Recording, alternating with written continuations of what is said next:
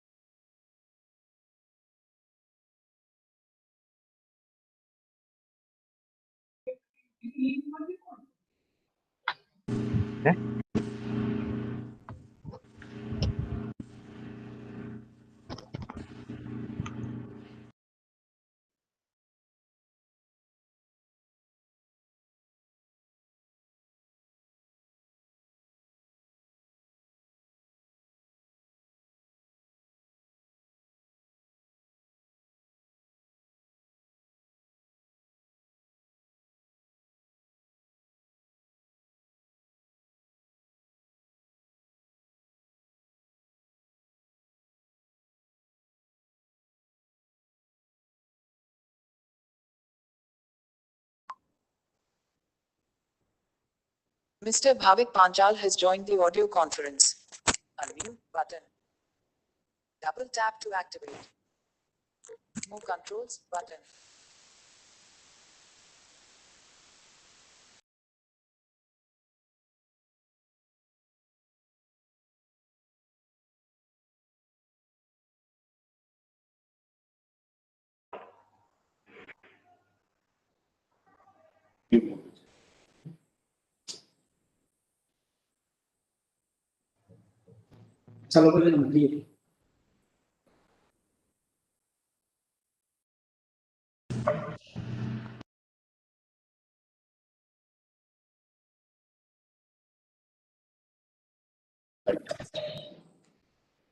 Right is this.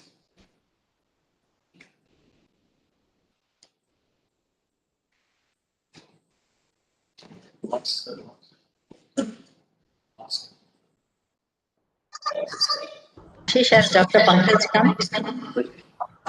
Dr. Pankaj Mittal? Ashish, Dr. Pankaj Mittal has come? Ma'am, 1 minute I will check. Link is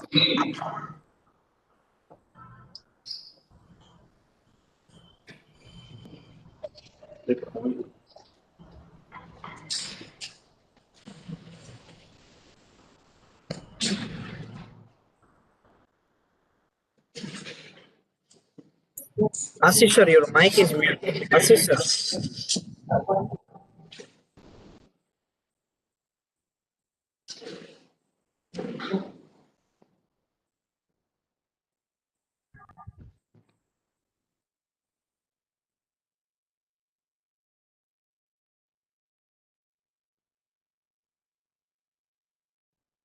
Good morning, sir.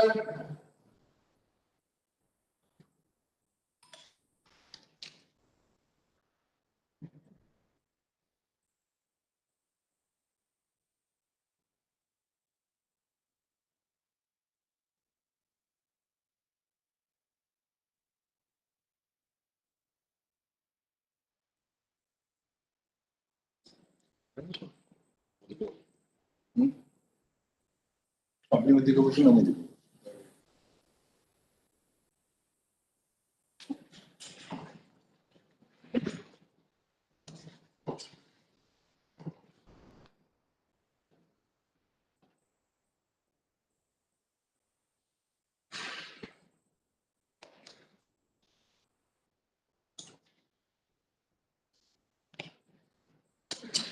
Martin Bangla.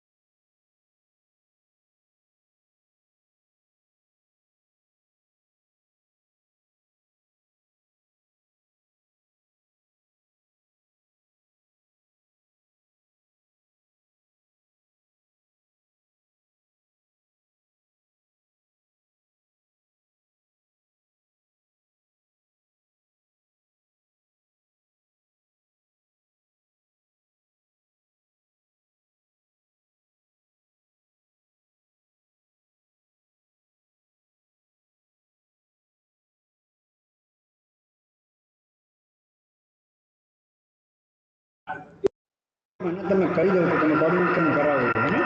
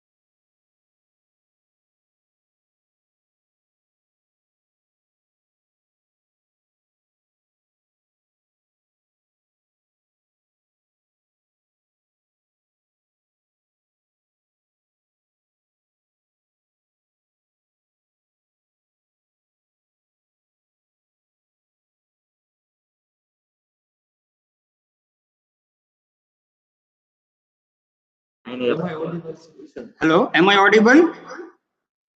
Yes, sir. You are audible. Yes, sir. Okay.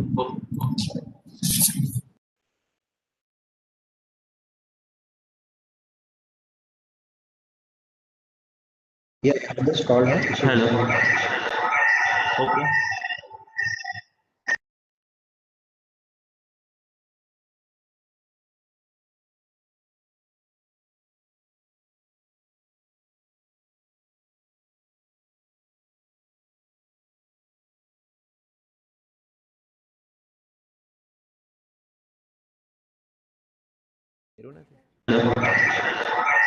Okay. પ્રેયરનું કહેશે ત્યારે કરવી તો પડશે ને prayer start. હા હા group music share કર્યું શું નથી એવું પણ હજી આપણે કર્યું નથી ને ટૂંકમાં સ્ટાર્ટ. હા તો સ્ટોપ કરી નાખો એ તો ત્યારે ભાઈ હા પ્રેયર આ રે યાર તમારામાં હા હું પ્લે કરીશ હું કરીશ તમને આવી જાય વોઇસ એટલે કહેજો પણ અત્યારે આ લોકો કહેશે પછી मैम आप बोलोगे फिर प्रेयर करेंगे हाँ मैम निगाशी मैम आप बोलोगे फिर प्रेयर करेंगे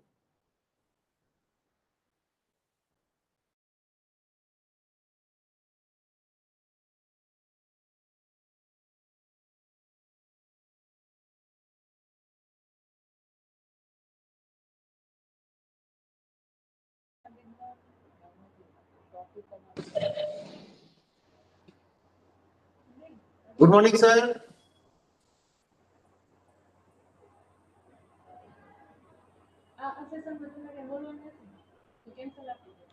Dr. Piyush.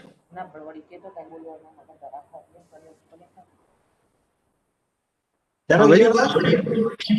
Okay. Very good morning, all of you.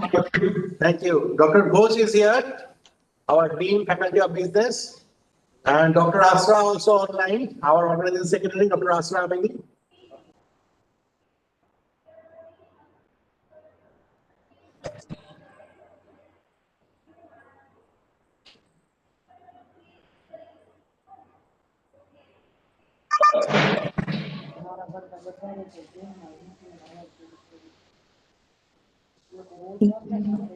Good morning, Dr. Pankaj Mittal. Good morning. Sheila Ramchandran here. A very good morning, madam. Dr. Pankaj Mittal, good morning. Sheila Ramchandran here. Thank you for joining us. And our members from Malaysian University also, welcome. Thank you.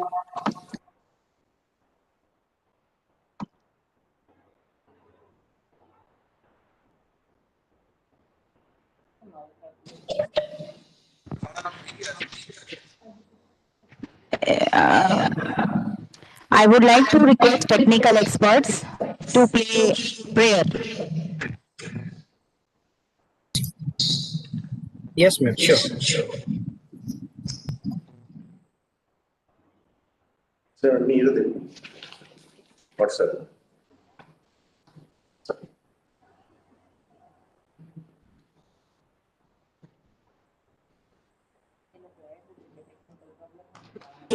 Prayer.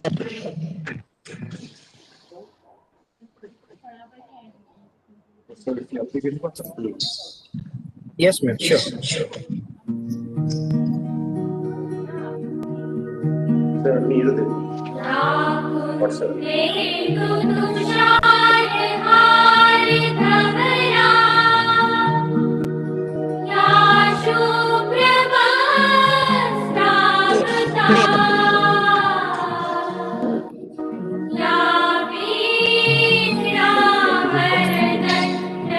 Yes, ma'am. Sure. Yes, ma'am.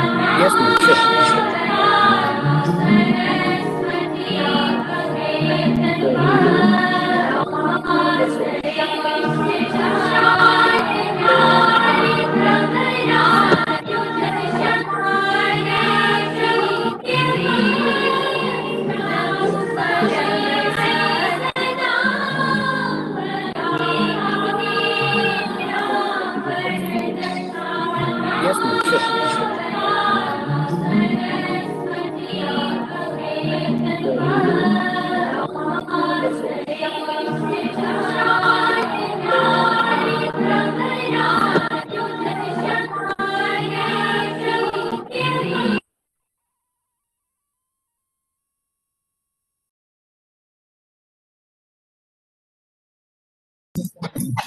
Okay, Piyush sir, over to you, sir. Dr. Piyush sir. Okay. Very good morning to one and all. I, Dr. Piyush Mehta, the convener of this international conference, takes great pride and privilege in welcoming His Divine Holiness Param Pujya Hari Prasad Swamiji, the visionary of Atmiya University, His Divinity Param Pujya Tyag Vallabh Swamiji, President, Atmiya University Rajkot, Dr. Mrs. Pankaj Mittal, our chief guest for the conference. She is currently holding the position of Secretary General at Association of Indian University, New Delhi, India. I also welcome Dr. Abhishek Ranjan, Dean and Head of Botho University, Lesotho, Dr. Ivan Hau Po Ho, Associate Professor, Faculty of Economic and Business, University Malaysia, Sarawak, Dr. Sheila Ramchandran, Pro-Chancellor, Atmiya University, Rajkot, Dr. P. Santan Krishnan, Provost, Atmiya University, Rajkot, all session chairs, judges of Lekhan Ek Khoj, a contest for the students, all dignitaries, participants, and attendants of this international conference on the theme paradigm shift in economy post 2020. As we all are aware that the year 2020 has been adversely affected by COVID-19 pandemic and has taken us all on the back foot. Economies throughout the world are affected and are expecting far-reaching consequences. The June 2020 Global Economic Prospects describes the impact of the pandemic and the long-term damage it has dealt to the prospects for growth. The main purpose of this conference is to bring various paradigms of opportunities and challenges of economy into one platform, which in turn may help enrich our knowledge and enhance our network. The conference provides a unique platform and excellent opportunity to connect with contemporary colleagues and bringing together researchers, academicians, industry experts, professionals, and students to learn, share, and exchange their ideas, knowledge, research outcomes, and explore the trends and suggest to embrace well-being of mankind. On behalf of Atmiya University Rajkot, once again, I welcome you all into the beautiful journey of this international conference. Stay connected with us for today and tomorrow so that you can enrich yourself with the great knowledge of our all participants and speakers. Thank you. Now, I invite Dr. Samir Vaidya, who is Secretary of our Sarvodaya Kelvani Samaj and Head Department of Management, to introduce our Swamiji, His Divinity Tyagvallabh Swamiji. Over to Dr. Samir.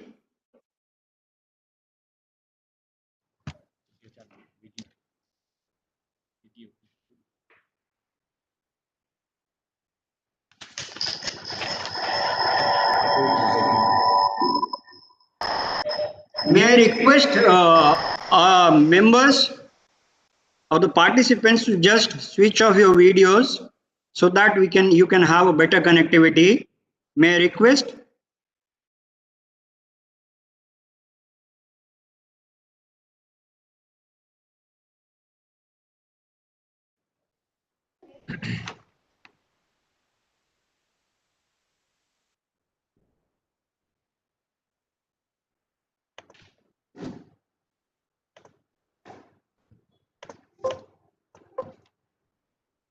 Good morning to all the dignitaries who are present here on virtual mode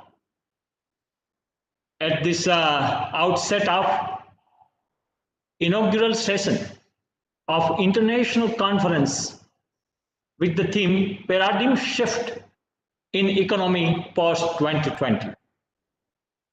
It is my privilege to give brief introduction of President of Atmiya University, His Divinity Tyagvallabh Swamiji.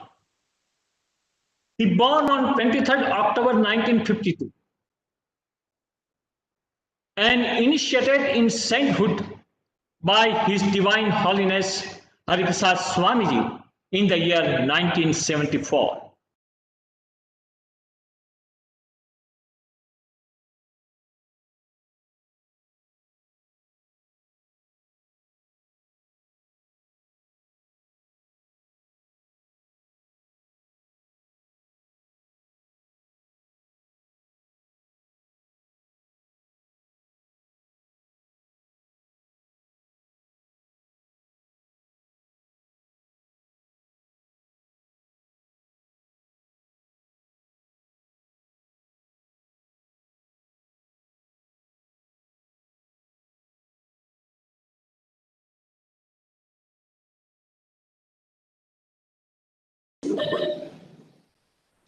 Sir, please unmute yourself. We cannot hear anything. Shamir sir, please unmute.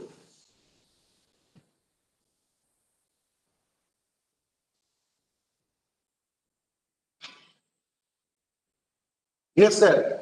Yes, I will repeat certain things. It is my privilege to give brief introduction of His Divinity Tyagalav Swamiji, who is the president of the Atmiya University. Born on 23rd October 1952, His Divinity Tyagalav Swamiji, initiated in sainthood by His Divine Holiness Hariprasad Swamiji in the year 1974. Since then, he is actively engaged in various social, educational, and spiritual activities under the auspices of Yogi Divine Society and Sarvodaya Kevani Samaj. Sarvodaya Kevani Samaj is the sponsoring body of the Atmiya University. His Divine Holiness Hariprasad Swamiji entrusted the development of this educational commune to Tyagalav Swamiji in the year 1988-89.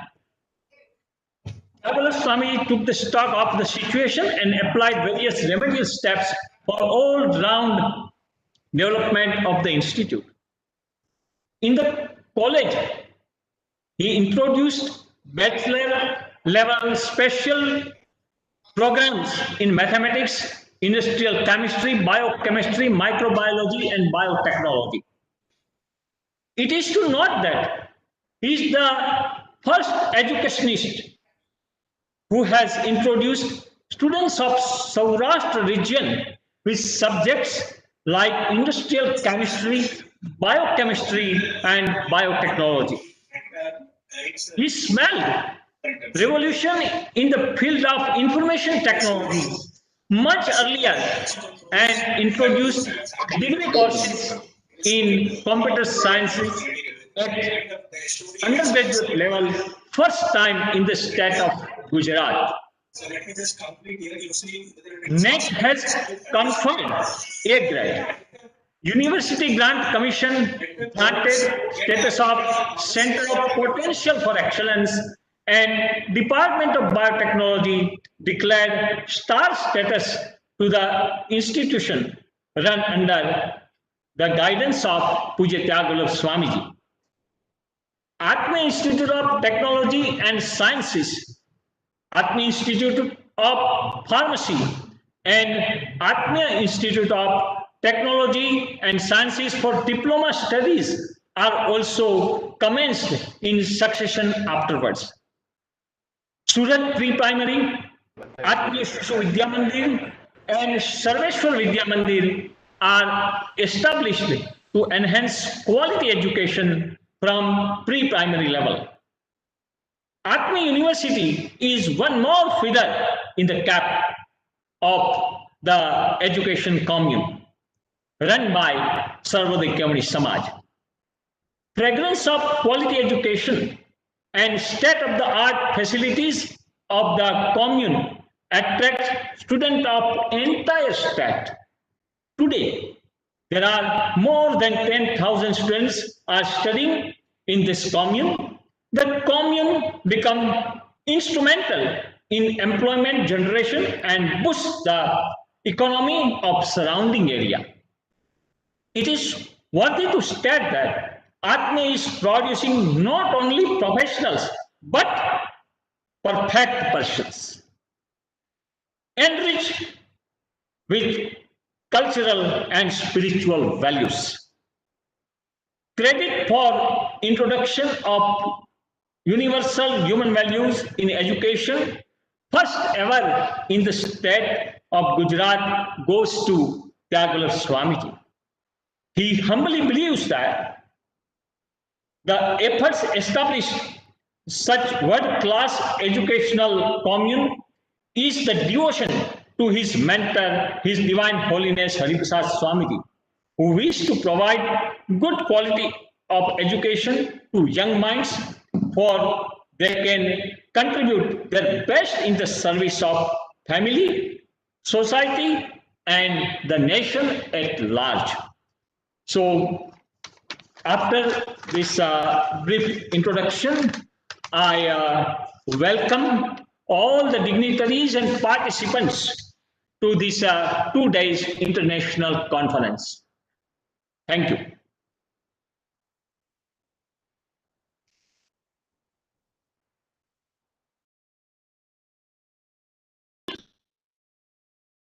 Thank you, sir. Now I hand over the mic to Dr. Meghashri. She will take over the conference proceedings. Thank you.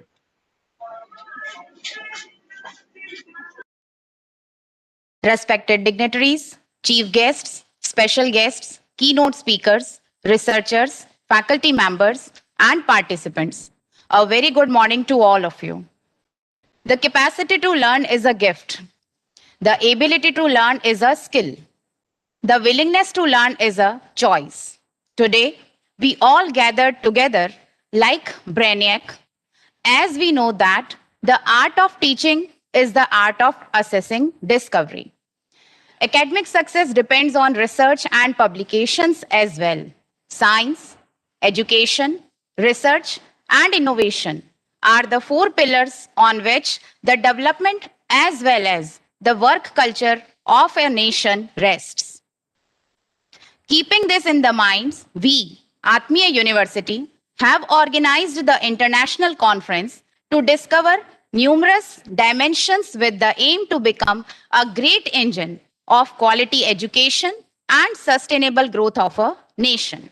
I, Dr. Meghashri Dadich, feel privileged to once again welcome you all on behalf of Atmiya University for the first international conference on paradigm shift in the economy post 2020 in association with the Lincoln University College, Malaysia.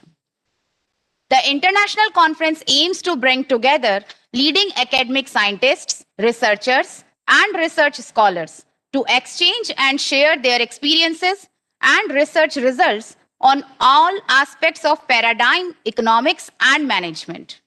This international conference would also provide an interdisciplinary platform for policymakers, top managers, researchers, practitioners, and educators to present and discuss the most recent innovations, trends, and concerns, as well as practical challenges encountered and solutions adopted in the fields of business, economics, and management.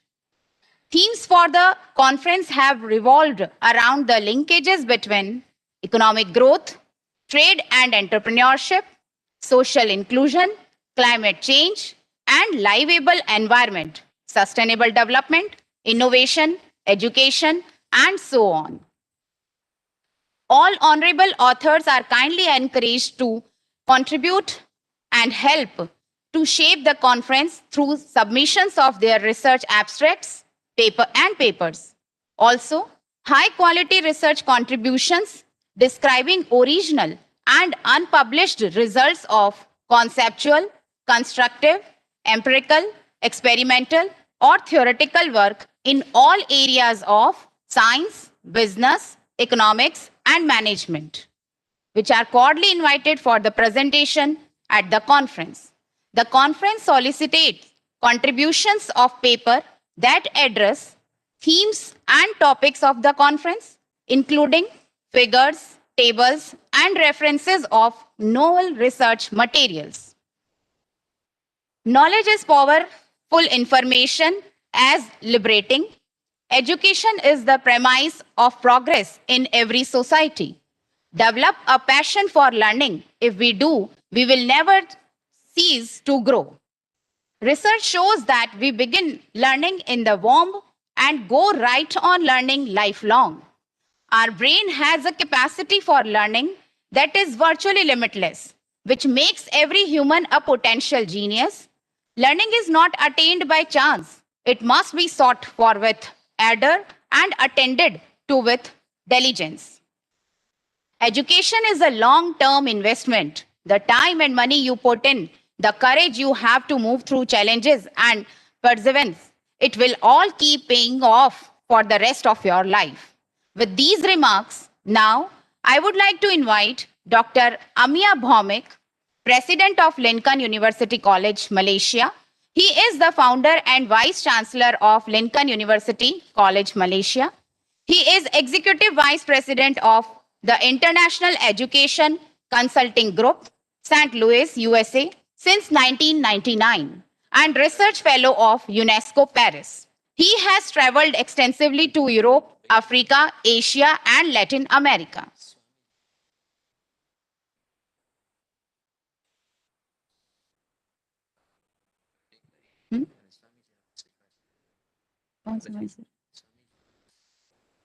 कहाँ है?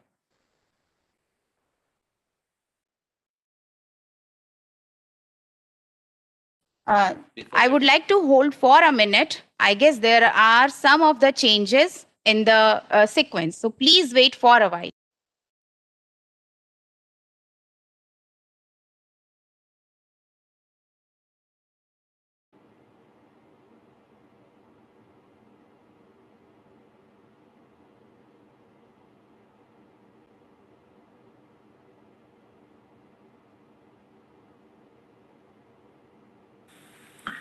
ब्रह्मानंदं परमसुखदं केवलं ज्ञानमूर्तिं द्वन्द्वातीतं गगनसदृशं तत्त्वमस्यादिलक्ष्यम् एकं नित्यं विमलमचलं सर्वदि साक्षिभूतं भावातीतं त्रिगुणरहितं सद्गुरुं तं Namami.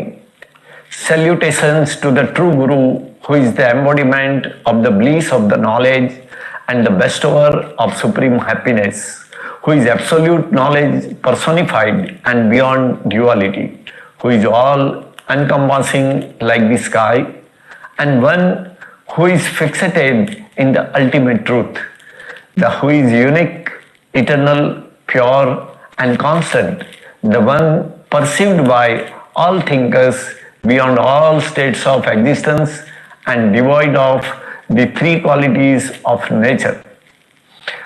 I am extremely happy and support the endeavor this international conference on paradigm shift in economy post 2020 with a collaborative vision of Atmiya University and Lincoln University College, Malaysia has brought together.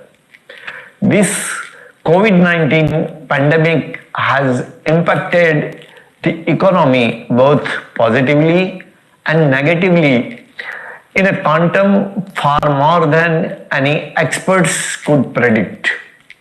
It is indeed a timely initiative to come together and discuss and exchange the ideas for the future sustainable living of this entire humanity as one world family.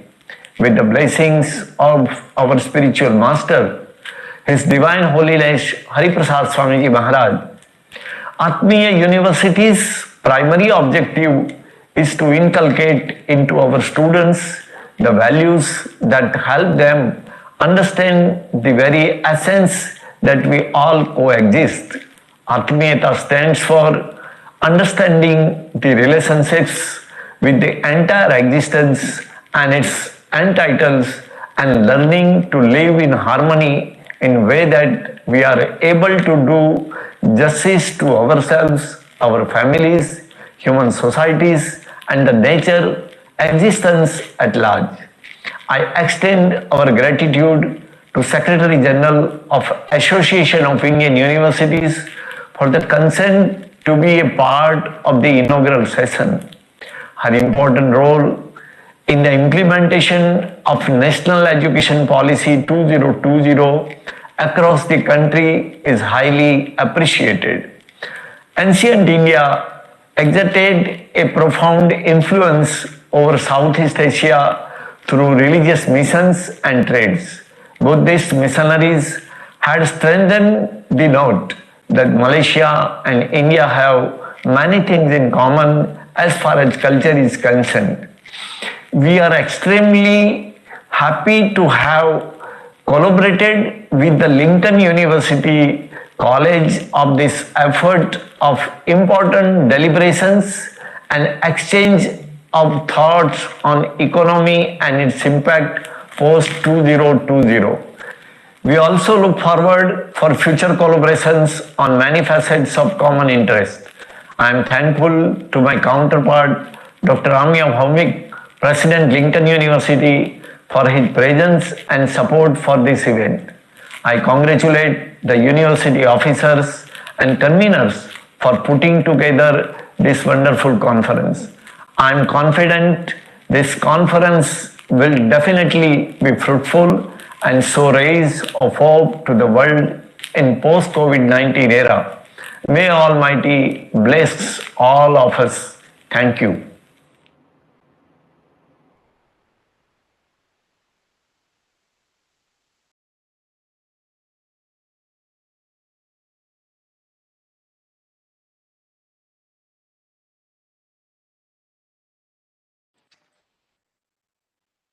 With the divine presence of Param Pujya Hari Prasad Swamiji, we have received a video of Param Pujya Tyag Vallabh Swamiji, President of Sarvodaya Kelwani Samaj and Atmiya University.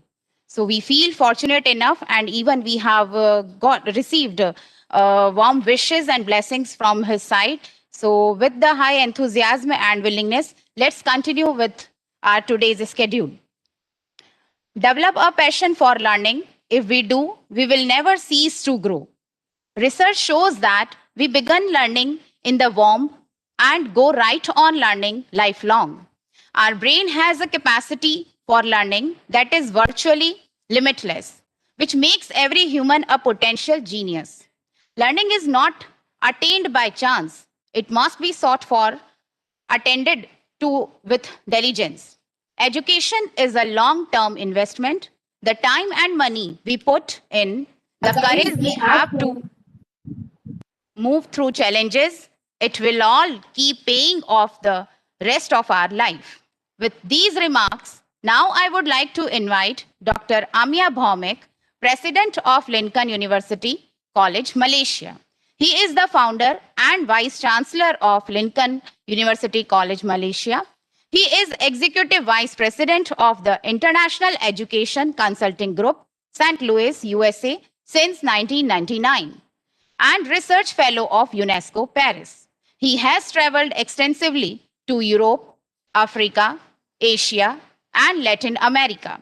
He has served as Professor of Business Administration in the University of Lucknow, India, and at many other places. He is very dynamic personality. He has authored numerous book chapters and has huge number of publications in international and national journals. Over to you, Dr. Atmiya Bhaumik.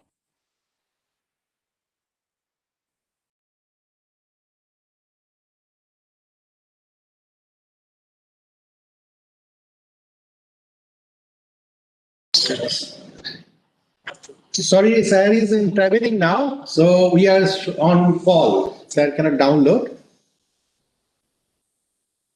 Sir, please stop.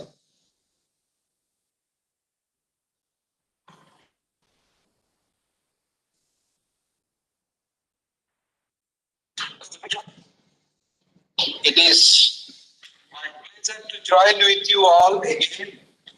And sorry, I cannot be in a fixed place in a mobile, but all international seminar, it is good to have where all important, intelligent people are delivering fantastic papers. These papers should be useful if society get benefited.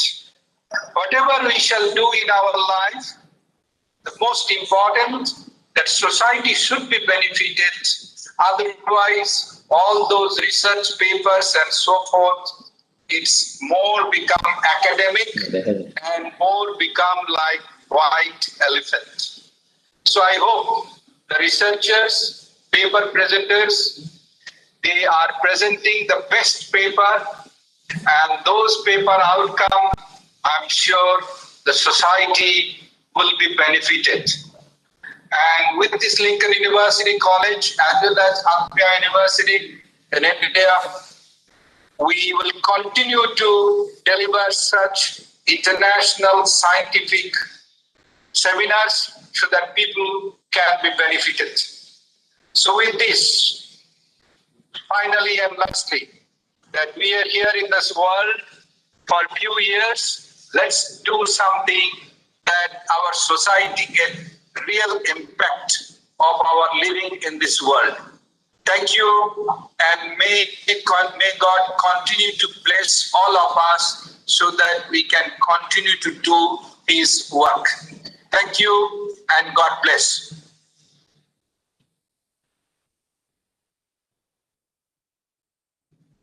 Thank you, sir. Thank you. On behalf of Lincoln University College, myself, Dr. Shandip Poddar, is talking. And we are very thankful to Madam Puja Swamiji and also our president, Dr. Atmiya Bhaumik sir, who is the founder of Lincoln University College.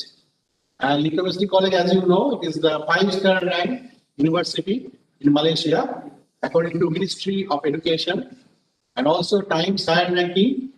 It is achieved a position also in QS World Ranking in 2021. So with this, I would like to hand over the microphone to Madam to continue with the program. And Dr. Ghosh is there to organize as a witness for this session of university. Thank you, and I welcome on behalf of Dr. Atmiya sir. He is traveling now, so cannot just an important meeting, and so he has to travel now suddenly. So he cannot be online. So he talked on WhatsApp call. So thank you again, and welcome all of you. Madam, Yeah, thank you so much. Yeah, thank you so much to Dr. Atmiya Bhaumik from the side of Atmiya University and Lincoln University. We can understand that out of his busy schedule, we have got a certain time for us, and we express regards for the same. Education is the most powerful weapon.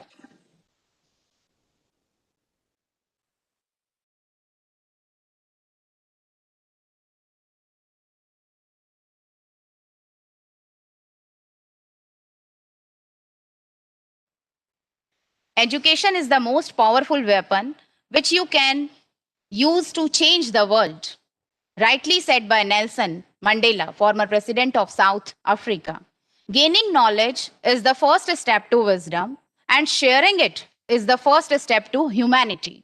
Rightly demonstrated by Dr. Pankaj Mittal, Secretary General of the Association of Indian Universities. She is the second woman Secretary General of the association in its 95 years of experience. She has been serving the higher education sector for over 3 decades at senior positions at the University Grant Commissions of India. She is the National Commissioner for Rangers of Bharat Scout and Guides. She is also the member of General Assembly of the Indian Council for Cultural Relations, New Delhi. Dr. Mittal is also the recipient of many awards and honors like Fulbright Nehru Scholarship Grant for Educational Administration, President of India Award in 2017 for Digital in Higher Education, Honorary Doctorate, and so on.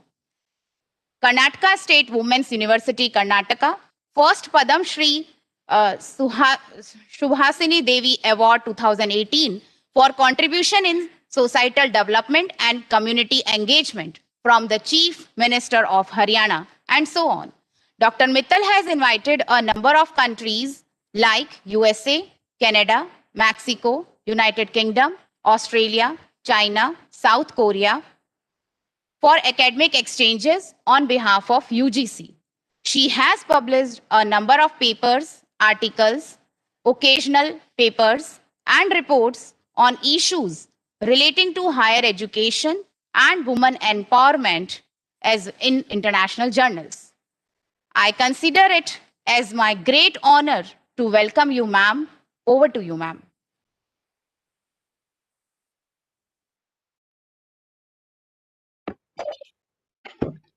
Hello.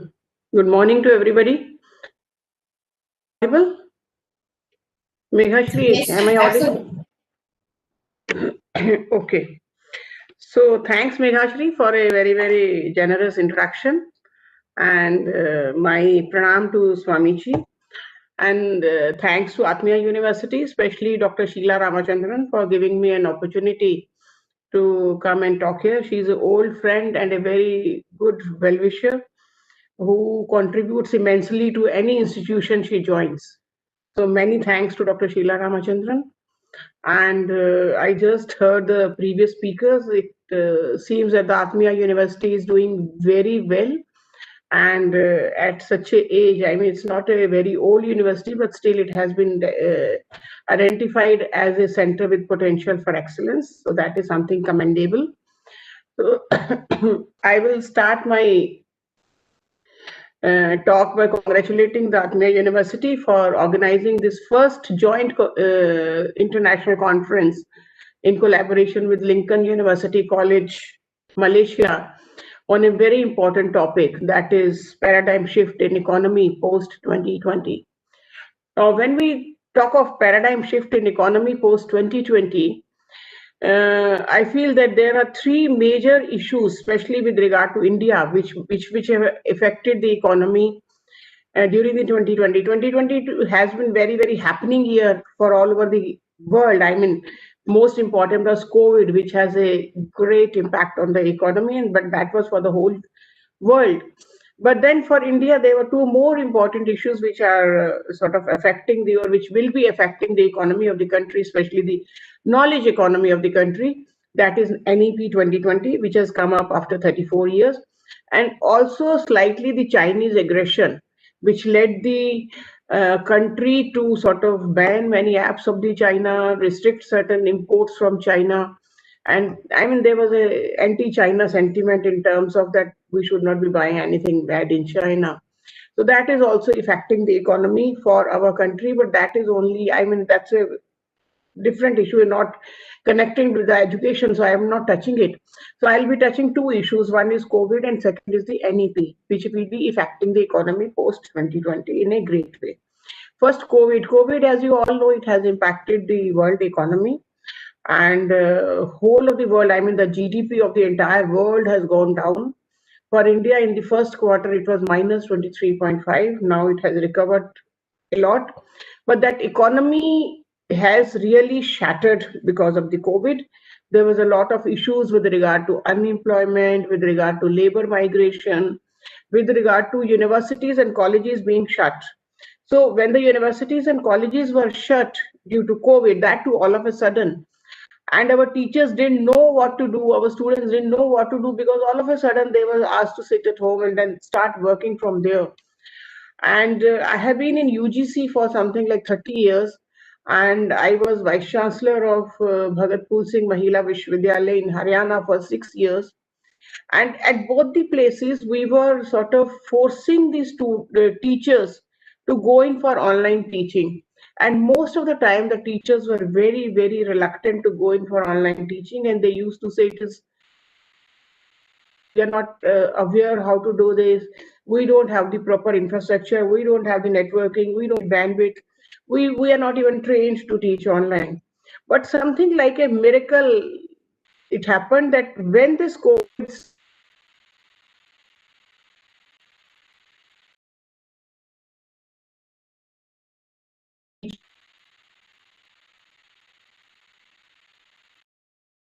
started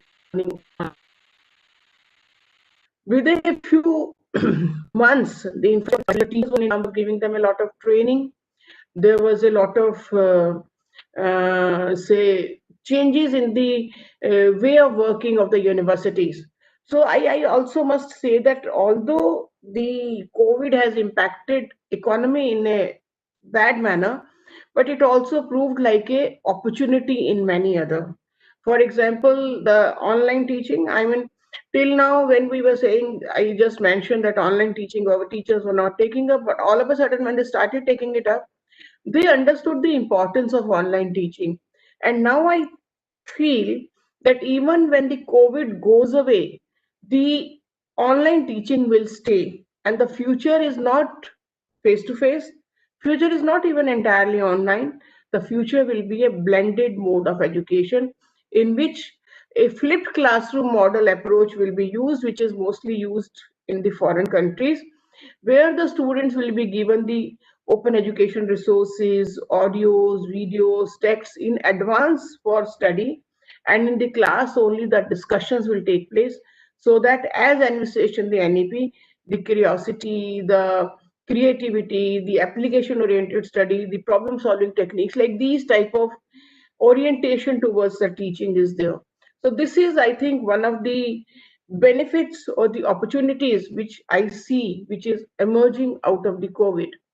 Similarly, when you talk of, say, internships, right now there was a lot of problem because internships students were not able to do, because again the corporate sector was closed, offices were closed, universities were closed. But then that gave birth to online internships and online even placements.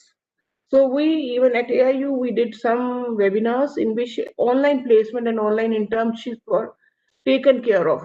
So again, that is a new paradigm which is opening up, that the internships can be online, the placements can be online, and after the placement, the working can also be online. So all the students are appearing for online interviews, and they are getting online placement letters, and they are also joining online because the offices are not yet open. So this type of a shift was there, and then including internationalization. When this COVID struck, we all felt that internationalization will have a very, very backlash. I mean, they won't be able to, the internationalization will get a very, very sort of badly impacted by the COVID-19. But slowly, we saw that the internationalization was improving. Why? Because earlier, when the universities used to collaborate with foreign universities, or if they wanted a foreign professor to come to the university to deliver a lecture, they had to spend a lot on the airfare for the professor, and the professor had to find out something like 1 week at least for coming to country and delivering a lecture and go back. But now it was so easy to have online lectures from the foreign professors that it became almost, I mean, at no cost you could have collaborations in terms of teacher exchange, because teachers could be exchanged in terms of virtual lectures both ways. The students could be talking to the students of both the universities. The lectures from the foreign universities could be arranged so easily. So this also became slowly a new normal, that virtual online foreign collaborations. So again, that was also a totally different paradigm shift which was happening. And the skill orientation is also now, I mean, if you want to learn, basically in the skill you have to learn by doing. So that opportunity was lost. But again, there also many universities are bringing out online modules based on simulation techniques and all, so that the students can learn a lot. So the economy, of course, is impacted. But when we talk of the economy of the university, of course, there are issues with regard to fee collection. Many students are not paying the fee. They are saying that, okay, when we are not coming to the universities, why should we pay the fee? Or there is a demand for reduction in the fee. But again, on the other hand, the universities are saying that they have to pay to the teachers. They are rather spending more after COVID, because they have to create the infrastructure for the online classes. They have to create the technology. They have to spend a lot, and the fee is the same, and they have to pay the salaries to the teachers, which is almost the same which you were paying earlier. So there is no reduction in the expenses, so they cannot reduce the fee. So, but then this is becoming an issue in many universities, especially in the private universities, that what should be the fee structure post 2020 or post COVID, or especially when the online teaching is being resorted to. So all these issues are being impacted, including scholarship fellowships. They are also being impacted due to COVID 2020. But then there are both bright sides as well as the dark sides to it. Some things are adversely impacted, and some things are coming up as an opportunity. So this was the impact of the COVID. But then Of course, I also understand that now the universities are gearing themselves up to make online education as a new normal, and this will be, I feel, beneficial, especially for the students. How, I will explain a little bit when I talk about the national education policy. So now I come to the national education policy. When we talk of national education policy, I feel that it is a policy which has come after 34 years, and it is the most innovative, forward-looking and student-centric policy. But the crux of the policy lies in the implementation, because it's a very good document, a very good policy document, but it should not become as a decorative piece for the libraries or our bookshelves. It has to be implemented in letter and spirit by the universities. And I personally feel that something like more than 70% of the recommendations are such which can be implemented by the universities at their own level. Government has to take some decisions with regard to, say, building up of HECI and the four verticals of giving 6% of GDP to higher education, or building up of National Research Foundation or Academic Bank of Credit. But rest, most of the recommendations are to be implemented by the universities. Now, how will the NEP impact the, say, economy of the country? We'll consider one aspect, that is internationalization. Now, at present, from India, something like 8 to 10 lakh students go every year abroad for foreign education, both at undergraduate as well as postgraduate or research level. And from the, the number of students coming to India is around 46,000. So you can see the difference between 46,000 and 8 to 10 lakhs which are going outside. Now, these 8 to 10 lakh students are spending in rupees, if you talk, more than 1 lakh crores every year. That is the education budget of the entire country. So 1 lakh, more than 1 lakh crore, these students are spending in the foreign countries for education, mostly in USA or in Europe, or in maybe countries like Singapore or Australia or some in Canada. So these students, when they are spending more than 1 lakh crore for foreign education, that much of foreign exchange is going out of our country to these countries. So when the policy says that the 100 top universities in the world will be allowed to establish their campuses on the Indian soil, that will be something which will benefit us in terms of economy, if we talk, in retaining our foreign exchange within our country. So this more than 1 lakh crore can stay back in the country if our students who are going abroad for studies go to these universities in India. I mean, they'll get foreign education within India. So one is that their cost of education will be less because the cost of living in India is less. Second, our foreign exchange will be saved because they will not go out, they'll be spending that money in our own country. Thirdly, the 46,000 I was talking about, the people, I mean, the students who are coming to India from foreign countries, they are basically from Nepal, Afghanistan, Bangladesh, and some African countries. So these students also, many of the students from these countries go to USA and Europe for foreign studies. But if these campuses are in India, maybe many students from these countries will prefer coming to India for foreign education also. I mean, one is Indian education, but for foreign education also, they would like to come to India. So therefore, the footfall in India will increase. The foreign exchange will come to India, not only on account of having more students in our own universities, but also on account of having foreign, on account of having these students from these countries like Nepal, Bangladesh, Afghanistan, Africa, to for admission to foreign universities which are having their campuses in India.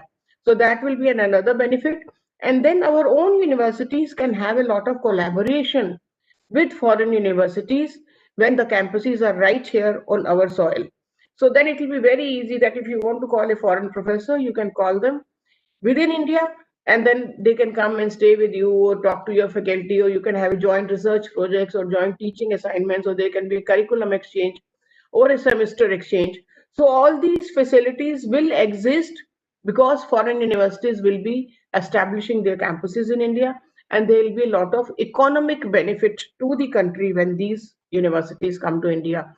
Similarly, when our universities go abroad, that will also be beneficial to us because the policy says that Indian universities can establish their campuses abroad.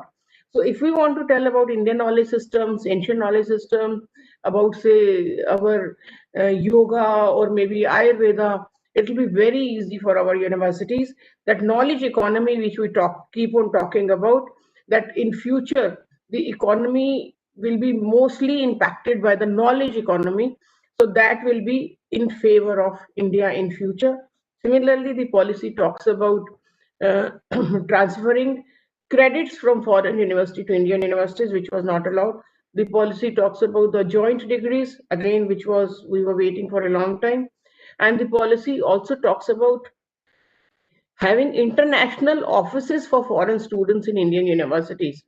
So what was also happening was that in India, foreign students used to come to some universities, but because there was no international office in that university, they were not looked after very well. They didn't have a single point where they could address all their grievances or issues. So many of the students did not become our brand ambassadors. So it is very important that if a foreign student comes to India, he or she should become our brand ambassador when they go back to their own country. So the policy also says that the international students should be looked after well, and by for them there will be a dedicated international office in every university. So in AIU also we felt that this promotion of internationalization can contribute a lot to our economy, and therefore we also took some steps to promote internationalization. For example, one is that whenever a foreign university wants to collaborate with an Indian university, they need to know that in which area which university is good. So what we did is that at AIU we have made a collaboration portal. Collaboration portal means that every university, including Atmiya University, I'm sure you must have filled in your data on the AIU portal. If you haven't, please fill it fast. So in that collaboration portal, we are asking every university, every Indian university, that what are your 5 best departments where you are seeking international collaboration. And for those 5 best departments, give us the performance indicators in terms of publications, in terms of facilities, in terms of faculty, in terms of patents, in terms of research facilities you have created, so that when say then for every university there will be a list of say 5 departments which are best, 5 or 6 if there are many.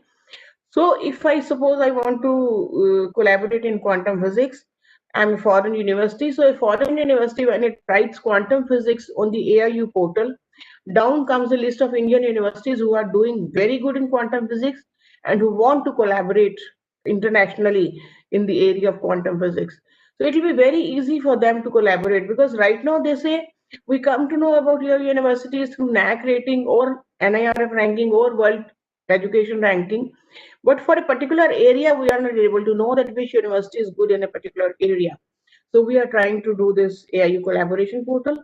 And one more thing, again, which will be of interest to Atmiya University would be that we are making a network of international educators. Most of the countries have a network of international educators. Like NAFSA is a very famous network of international educators. But in India, there is no network of international educators. So what we are trying to do is that there are some universities in India who are very good in internationalization, but there are others who want to do internationalization, but they don't know how to do it, how to go about it, which university to contact, which professor to contact, how to collaborate. They lack the knowledge of internationalization in spite of having all the intent of entering into internationalization. So we are making a network of international educators in which the best universities of the country will be there. There will be international universities and the universities of India who are not very good right now, but they want to do good in internationalization. There will be researchers who will be the partners. There will be directors of international education who will be members of network. There will be universities as well as the international networks will be a part of Indian network. So what will happen is that there will be a lot of hand holding. So if one university doesn't know anything, they can talk to others, which university to talk to, which professor to talk to, how to enter into collaboration.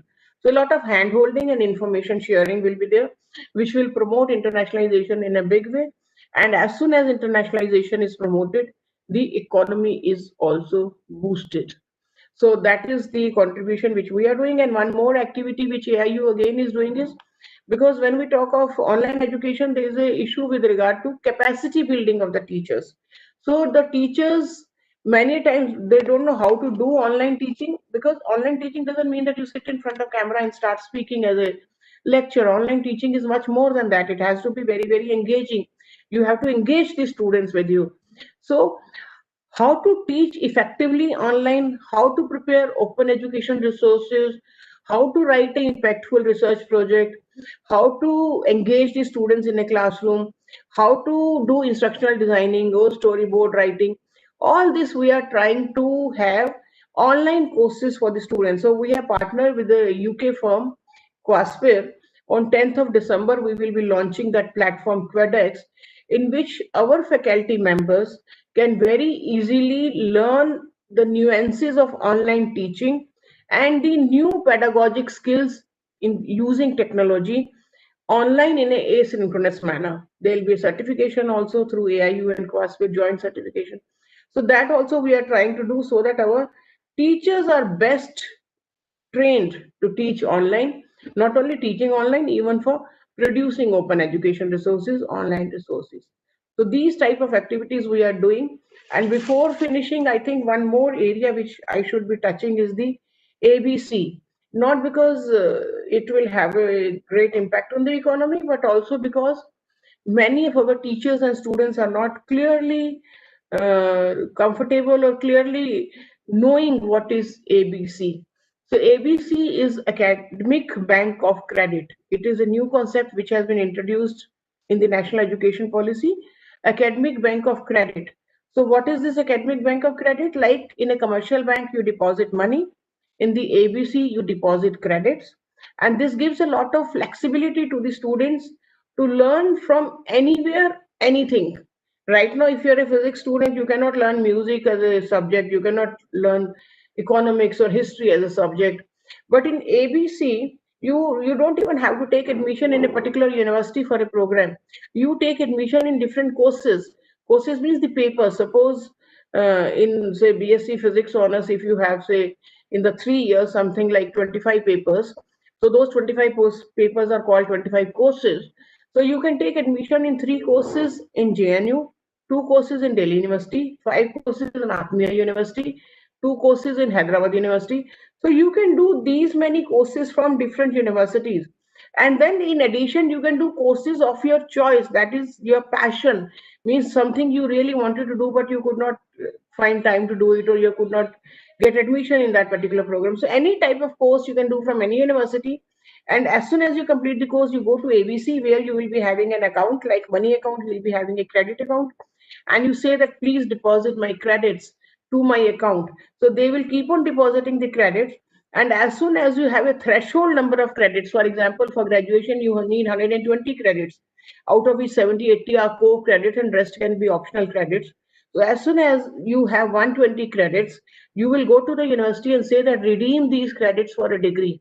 And the university will redeem that credit for a degree which you have obtained from multiple universities. So whatever you feel is the best for you or the best university for you, go to that university, study and get a degree from a single university while studying in multiple universities.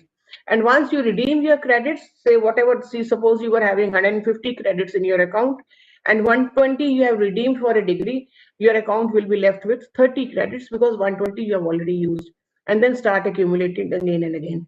So this will have a total paradigm shift in the way our students are learning, in the way our students are teachers are teaching, and the way our universities are giving admission. Because this will mean that in future you will have, of course, full degree programs like MA, MSc, BA, BSc, BCom. But in addition to that, you will be giving admission for individual courses also. So within a graduation, if you have 25 papers, so admission to various papers or various courses will also be possible. Multiple entry will be possible, multiple exit will be possible, multidisciplinarity will be possible. So all these changes in the national education policy are making it a very, very student-centric policy, in which the students are treated like a king. Means they are having the freedom of choice. I mean, all types of freedom, freedom of speech, freedom of choosing a subject, freedom of choosing a course, freedom of choosing a university, or rather multiple university within a program, and the freedom of speed, the speed with which they want to learn. So see, so many freedoms are given in this policy, and that is why I say it's a very, very forward-looking student-centric policy. So I think I should be stopping here, otherwise I'll be going on, and it will not end. But sometime I can speak definitely separately on national education policy, which is a topic which is very dear to my heart. So thank you very much. Once again, thanks to Dr. Sheila Ramachandran, thanks to Atmiya University, and all the best for the successful conference. Thank you very much.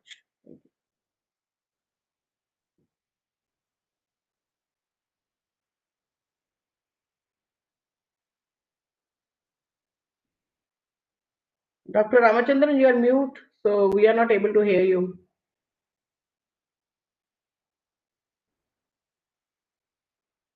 The host has to unmute Dr. Sheila Ramachandran.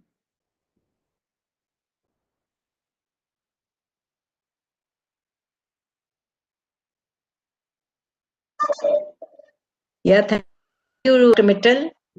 In spite of you being indisposed, you have accepted our invitation.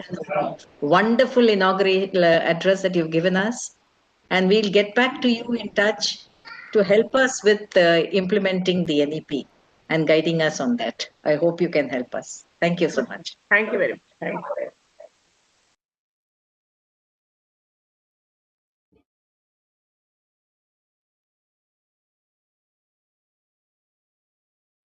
Megha?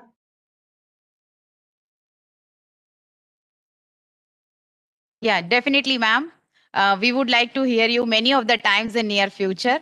Thank you so much, ma'am, for enlightening us with current scenario in academic sector, more specifically with reference to utilize all the opportunities which exist, but definitely we might not be able to see them a clear lens.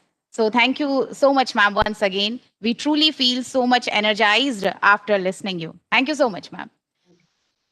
Now, in the sequence, I would like to hand over mic to Mrs. Kanchan Vadher, ma'am, for the further proceeding.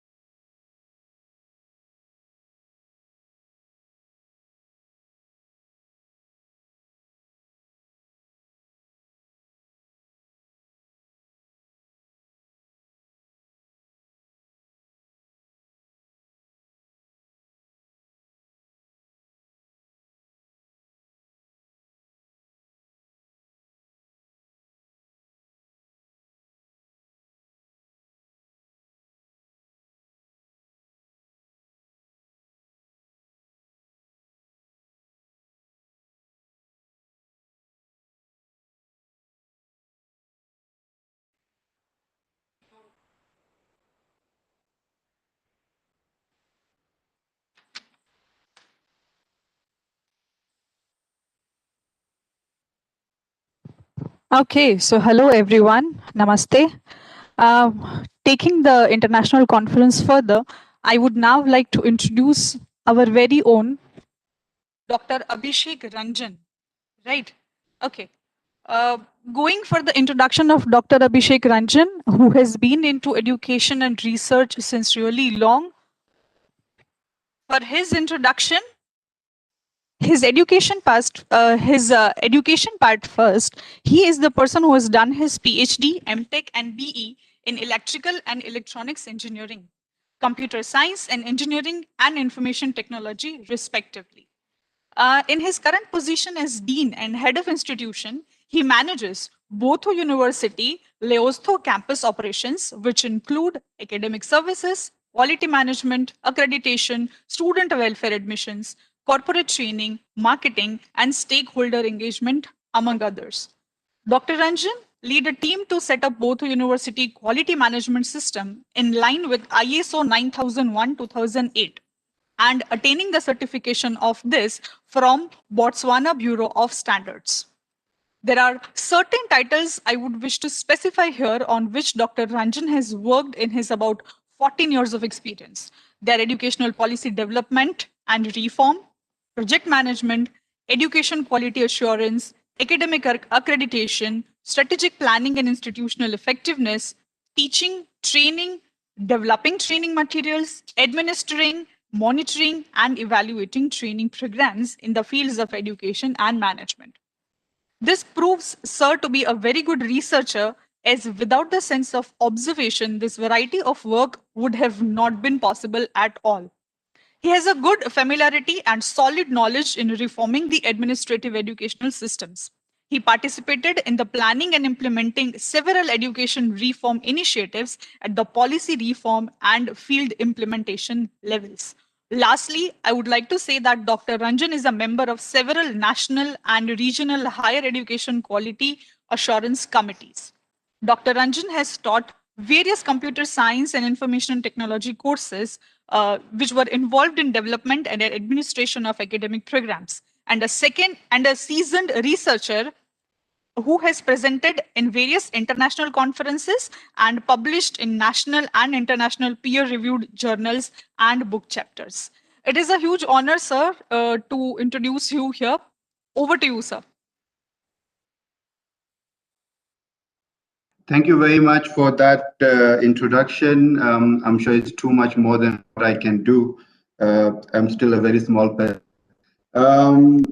Let me first start by thanking the organizing committee for considering to invite me to speak, and I'm really thankful for that. And also congratulate the team for organizing this virtual conference. And when we talk about the theme of paradigm shift in economy post 2020, one of the shifts that has already happened is to move from the physical or a face-to-face sessions to a virtual sessions. And this conference is an example of that. We are talking virtually. This conference in normal circumstances would have been held at a location which is beautiful, where people would have come, sat in nice chair, and have spoken there. But COVID-19 has changed a lot of things, and one of those has been this opportunity of having to speak from different places and getting together. I must make reference to what Dr. Pankaja Mittal just said. I was listening to her very attentively, and I must say that while I speak for Africa region here, when I will be talking about it, what she said applies to everywhere. It's not just in India, it's not just in one or two countries. 192 countries have seen closure of universities, closure of schools. Everybody has seen an impact of this COVID-19, and that has brought a lot of change. So it was very enlightening to listen to the fact that how the COVID-19 has impacted higher education sector. She talked about a lot of things, and I had planned to talk about a lot of things from what Dr. Pankaja Mittal spoke, but I will change a bit now, and I'll focus more on a quality assurance perspective of the higher education post-COVID-19 or post-2020, and we'll also be talking about a bit of monitoring and evaluation. While we are talking about higher education sector, it has seen a lot of change from the time the COVID-19 came into existence. The first and the foremost thing that happened, which was unexpected, was the closure of schools and universities. And when Dr. Mittal said, students and teachers were not knowing what to do, they were just not knowing what to do. They were very confused. They didn't know how things will pan out from here. Initially, they thought it will be easier for the people to continue, but the lockdown, which was implemented across the world, continued to extend one after another. They became much more unease. But the fact remained that while the COVID-19 was impacting everybody, the thing has to continue. You cannot stop education, you cannot stop economy, you cannot stop daily activities. So people move from face-to-face teaching to online teaching. And when they move from face-to-face teaching to online teaching, one of the first and the foremost problem that came was the infrastructure issue. ICT infrastructure in many institutions were existent, but not for that change from face-to-face to online education. ICT infrastructure was catering for whatever the face-to-face classroom needed to be supported with, but it was not obviously in a position to support the online education. So that change was a huge change. Institutions started looking after, alternative ways of how to deal with that change, and in a process, the whole thing became much more cumbersome because there was no strategy, there was no planning, and when you start things or start doing things without a planning, it has a lot of challenges that comes later. The other thing that came into existence was, okay, fine, we can now put up an infrastructure, we can put new cost and establish infrastructure. What happens to the people who have to use that infrastructure? So Dr. Pankaja Mittal talked about, the necessity to train, build capacity, and the resistance from teacher and student. It was a huge resistance. Teachers didn't know what to do. Students didn't know what to do, how to transform from, on face-to-face to online teaching, but there was an opportunity. The opportunity was the fact that teachers and students had to sit at home, not doing anything, not knowing what the future is like. They moved on and said, okay, let's embrace the online teaching.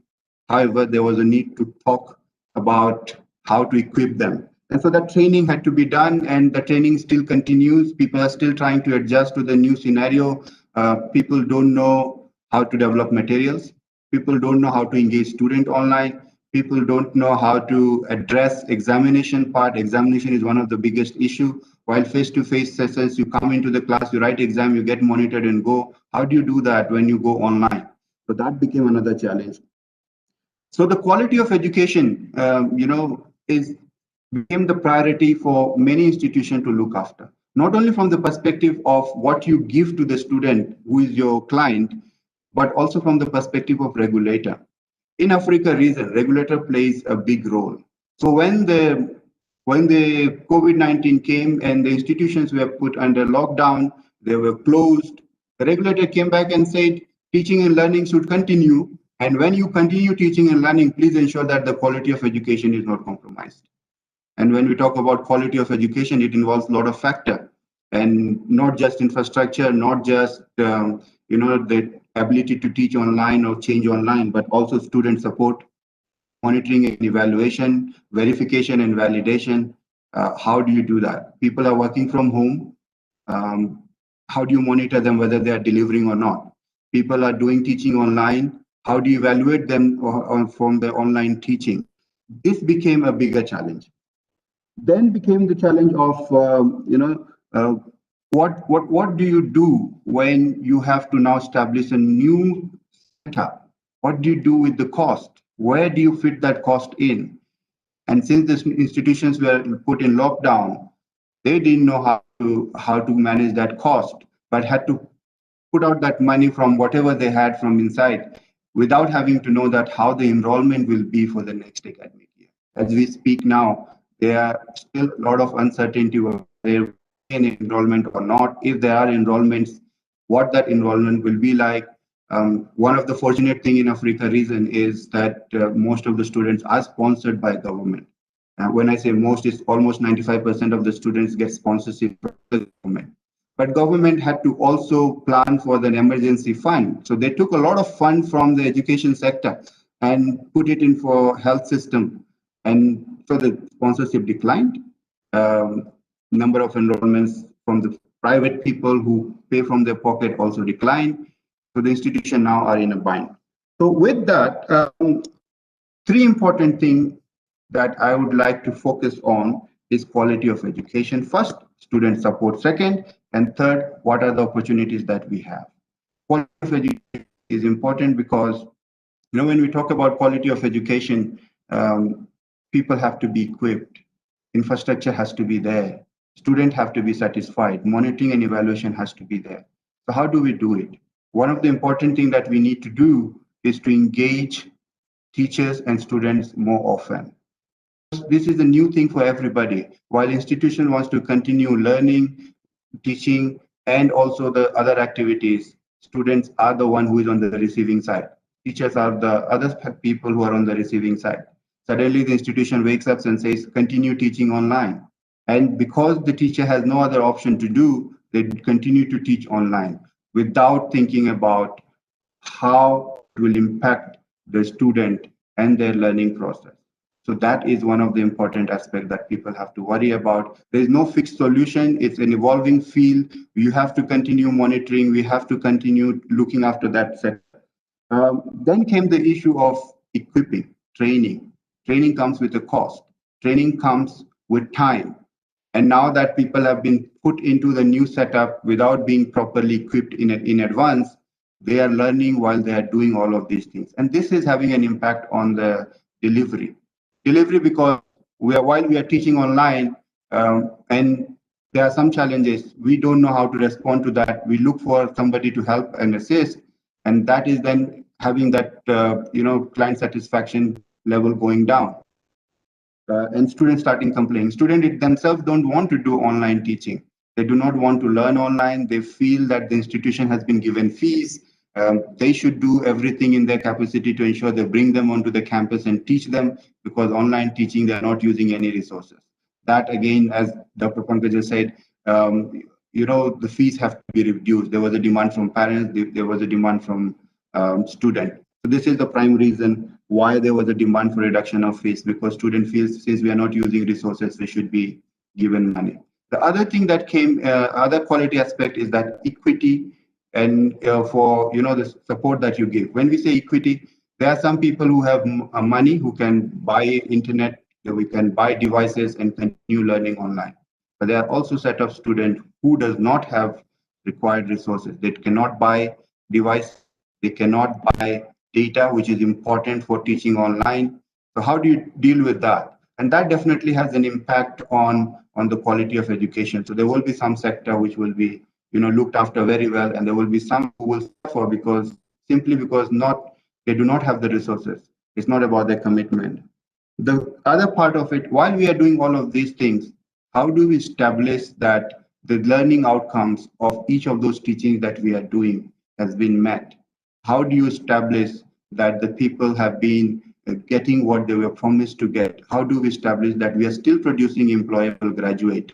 And when we talk about employable graduate, we talk about the skills that we embed on them, the attributes that we put on them, the attitude and knowledge that we put in them, and so it becomes an important aspect of it. And when we talk about this quality assurance, regulator comes in, and regulator says that there is an increased focus on how institutions are doing, which again proves to be a challenge, because when you try to solve one problem, the regulator will come and say that this is the expectation and you are not meeting the expectations. It's very uneven situation where an institution and regulators are sitting together trying to resolve an issue, but both having different kind of expectations. And then the examination part, how do you evaluate? How do you ensure that the evaluation done, the exams taken are not plagiarized? If you do online teaching, you have to take exams online because simply the students are not allowed to come to the campus. What do you do? And so that also had to evolve. People had to invest in plagiarism checking softwares. People had to invest in designing different kind of examination, case-based studies. Then you do a partly online, partly face-to-face examination, which involved oral through online. So that helped developing the educational pedagogies a lot from what we have been used to what we are now going to. Then the third part, the second part of the point is the student support. Now, student support is also becoming an important. COVID-19 has impacted student, has impacted staff, both not only in terms of what they are required to do, but also psychologically. And it's important to handle them. It's important to support them when they need it. It's important to make sure that they feel that there's somebody who is looking after them, and hence student support became an important aspect. In here, at our institution, we had to appoint full-time additional counselor because there were a lot of, in general circumstances, we do have a student support department which have a full-time counselors, but COVID-19 impacted every student. So there was a need for appoint new additional counselor, both academic and professional counselors who can counsel psychologically. And that became a very important aspect. Also to tell the student that, don't worry, everything that we are required to be done when the circumstances were normal will be done, and this is how we will be done. If you have a challenges, this is how you should come and approach. And this was an important aspect. while many institutions focuses on continuity, they also should not neglect the student support part. And the other thing is the opportunity that this particular COVID-19 has.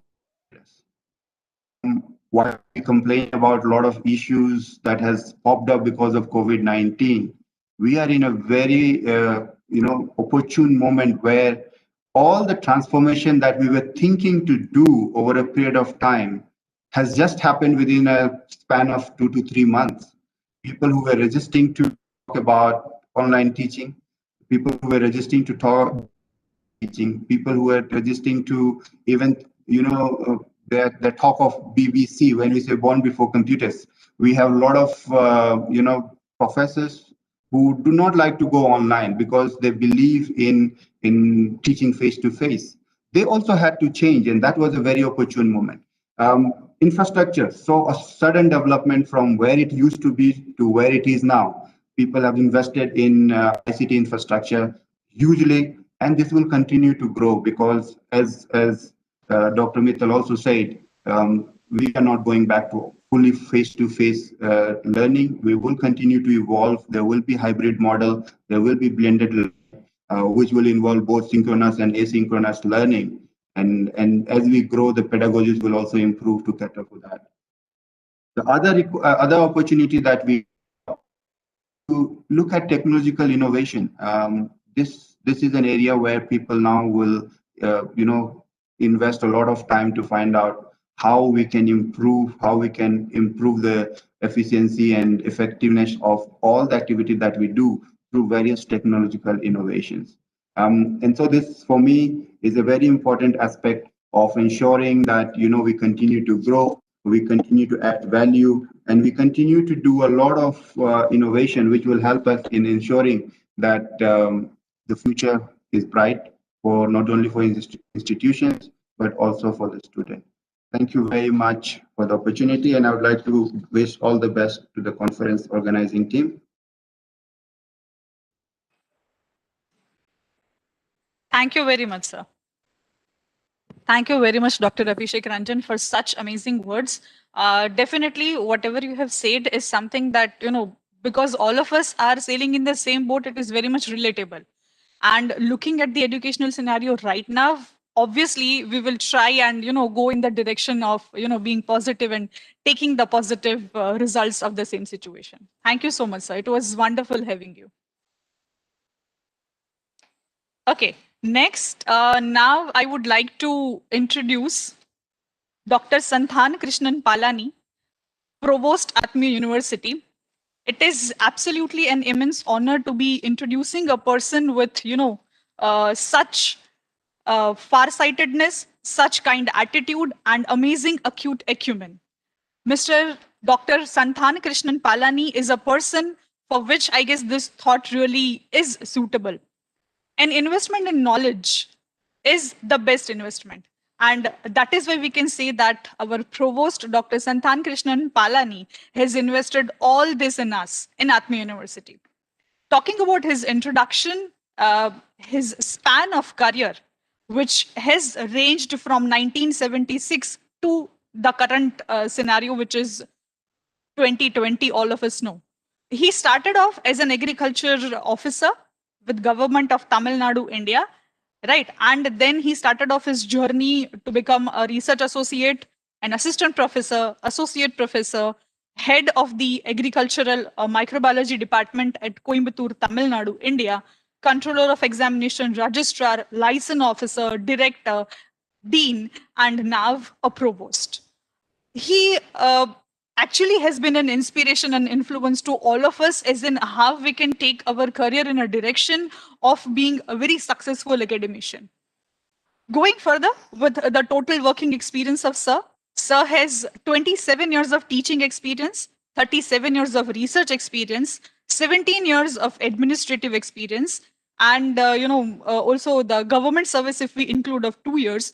A total 46 years of experience Sir is having from 1974 to 2020. Sir's education, if we talk of, Sir has been involved into so many things. His contribution to teaching, research, extension and institutional development has been really immense. We will try to talk about specific points here. Sir has introduced dual degree program. He has been into the maintenance of quality education, need-based syllabi, external evaluation system for PG degree program implementation. He has obtained advanced center in microbiology.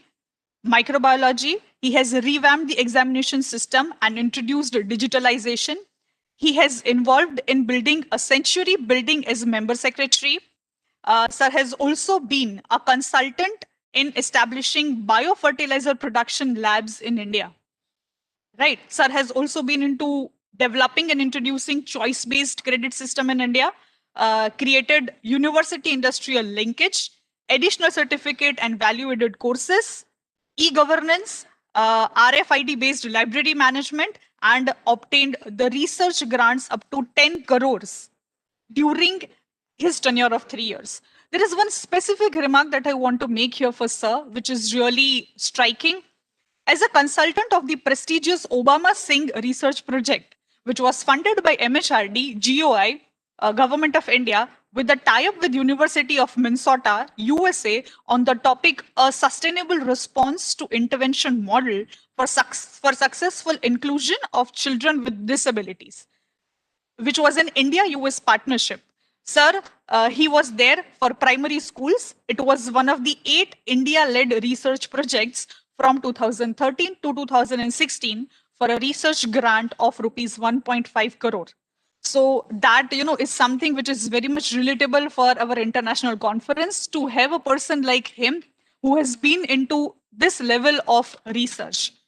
Lastly, I would like to say that Sir has certain international, national, and statutory recognitions as well. Right? He has been a member of Academic Council, Recognition Committee, Disciplinary Committee, Selection Committee, and so many international traveling committee, and so many others. It is a huge honor to have you here, sir, as a part of this international conference. Over to you, sir. Dr. Santan Krishnan Palani. Thank you very much for elaborate explaining my biodata. Thank you very much. Honorable Chief Guest, Dr. Pankaj Mittal, Secretary of AIU, New Delhi. Honorable President, our Swamiji of Atmiya University. Sir, if I may interrupt, if you can have your audio or your video on, sir. Please. Okay. Yeah. Right now, on, madam, start. Okay. Is visible? Hello? Yes, sir. It is visible. Yes, sir. Yes, sir. Okay. Honorable Chief Guest, Dr. Pankaj Mittal, Secretary of AIU, New Delhi. Honorable President, our Swamiji, Atmiya University.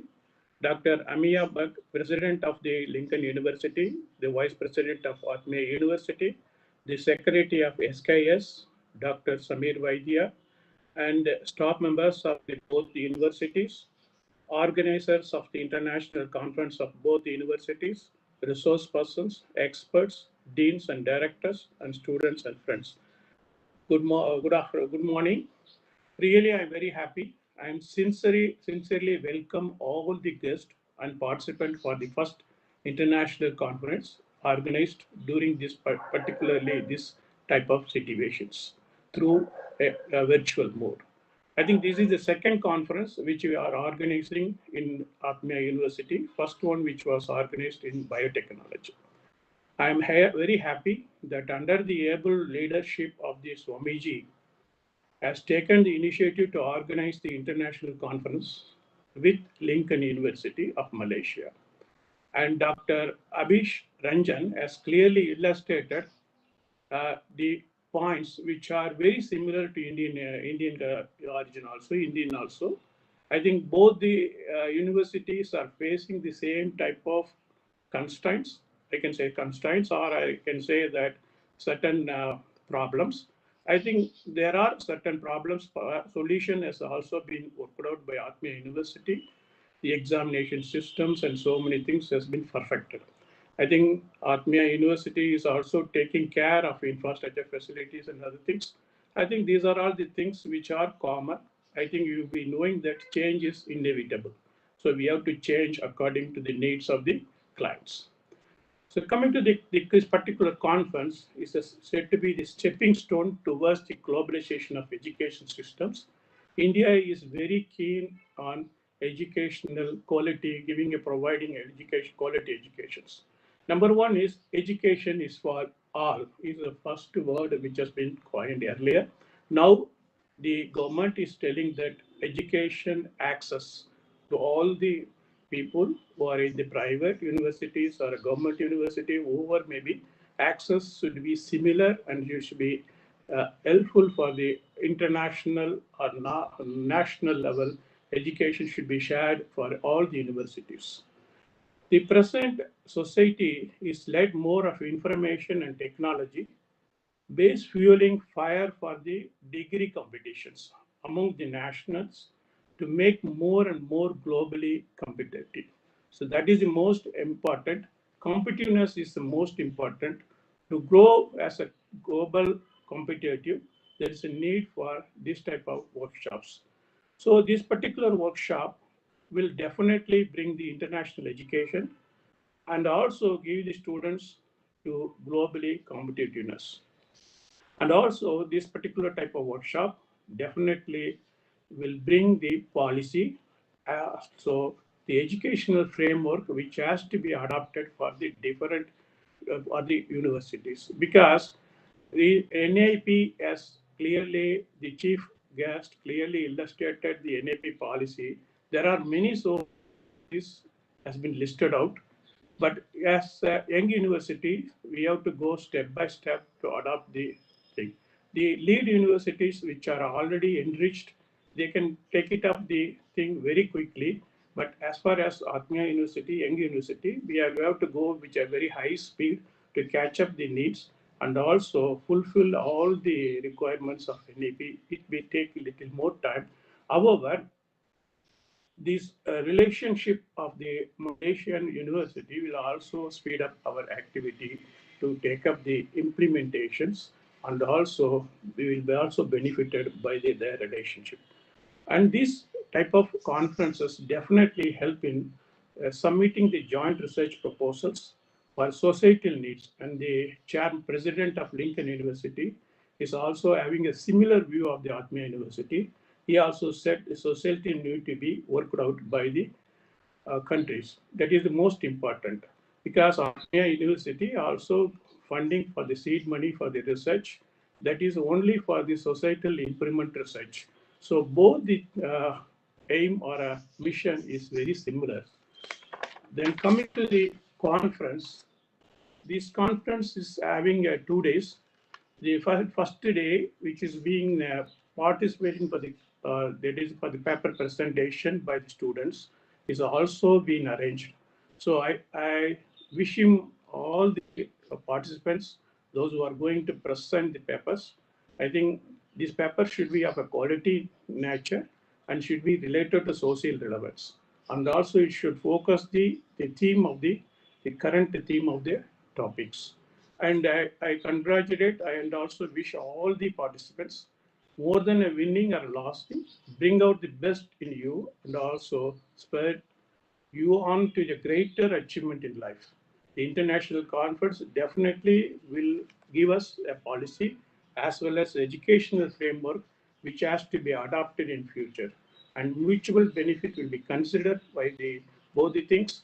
Whatever area which your domain will be very strong, there will be an exchange of these staff members and students which will be decided later on due course. Let me conclude by wishing everyone to take back the good practices, implement it at a faster rate, and the two universities has to coordinate in a long run and have a very good track records for many funding, for getting the money fundings. And one more thing I would like to focus that computer skills. See, when you take back 1990, in my university, that is Tamil Nadu Agriculture University, the first computer was introduced at that time. And we took a stock about only 2% of the people are said to be computer skilled. Now you take 2020, now everything is completely changed. Now the people are teaching in online. This is a remarkable achievement, and that has to go, and change is inevitable. Coming to the online examinations, earlier it was thought that it is not at all possible because the security reasons, so many things. And now the online examination is a common thing. It's a normal thing. It is done by the help of many software engineers. So really, I'm very happy. Things will change in 2025 also. Then as far as the Gujarat government is concerned, they are very strong and steady in India, and they have also fixed a target of 10,000 foreign students in higher education systems. In 2022, they are going to have 18,000 people for the study in India programs. And Dr. Anju Sharma, who is clean in that, they are successful and they are able to get more than 20,000 students every year from the different countries. So these are all the opportunities which are readily available. So the partnership between Malaysia is going to help mutually like a symbiosis. So once again, I thank you very much for giving me an opportunity. Look forward to have a good collaborative, fruitful relationship in future. Thank you very much. Thank you very much, sir. It was actually, your words were very enlightening. And I must say that this conference is actually bringing that paradigm shift mentally to be positive about our own education industry. Taking us further, now I would like to hand over the furtherance of this conference to Ms. Ishita Mehta. Handing over to you, ma'am.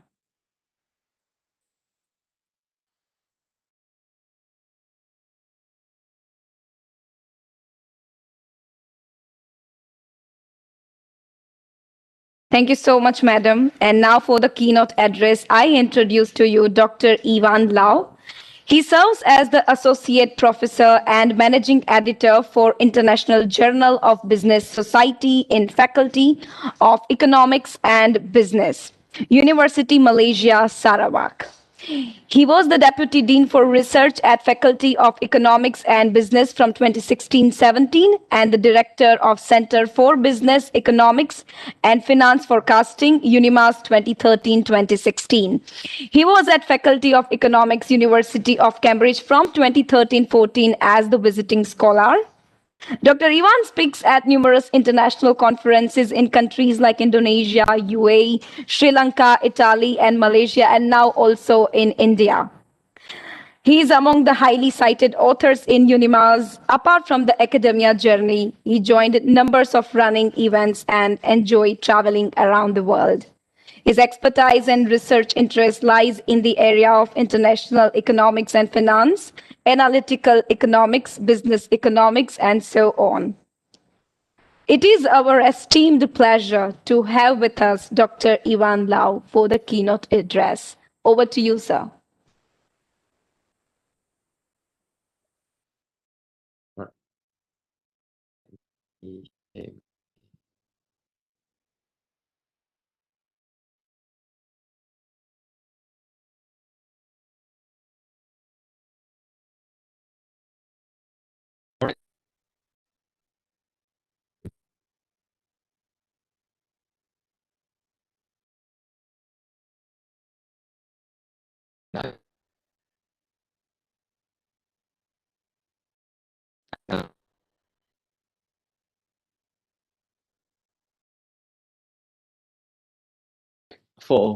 Thank you very much for inviting me, and I think it is an honor for me to speak through this important conference, especially talking about the paradigm shift and about also especially right, and listen to all presentation and I agree with all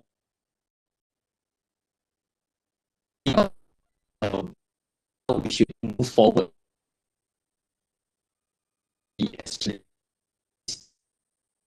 from now on. And my my topic for today will be on something related, especially related to the to the conference theme, which is on paradigm shift, a need for responsible future. And we're talking a bit, mostly focusing on the economics and related field perspective, right? Especially. Right?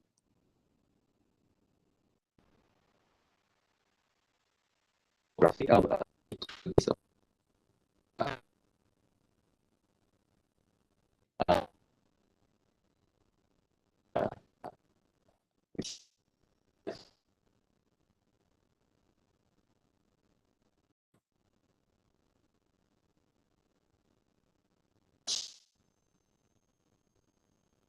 most I mean, and we are meeting up virtually despite despite and of this limitation of meeting up face to face. So with this kind of technology, we able there's endless possibility that we can meet online. So I'm in an island of Borneo, in the island of Borneo, in a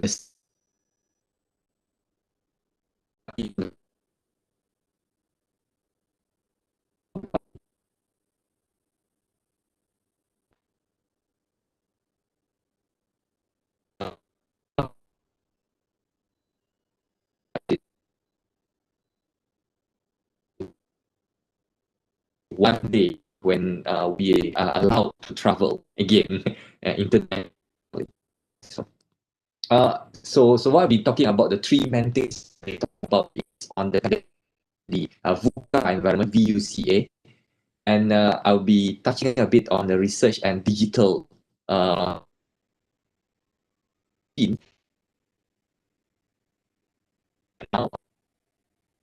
And number three is on charting our responsible future, rethinking development, or the paradigm shift that as part of the conference.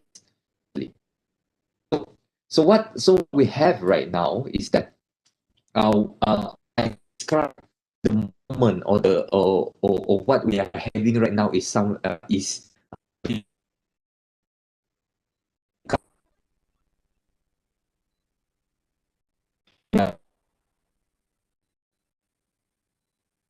and we this move forward the environment now, or the pandemic now, or if we or implement or unravel, especially in the but then again, look at that perspective and apply right now, and to move forward with this kind of volatile movement, uncertainty, the complex, the pandemic, ambiguity, when we start, when we first, the government all over the world has been touched just now by the earlier presenter, that we've been locked down for the whole world, seems assumed to be locked down.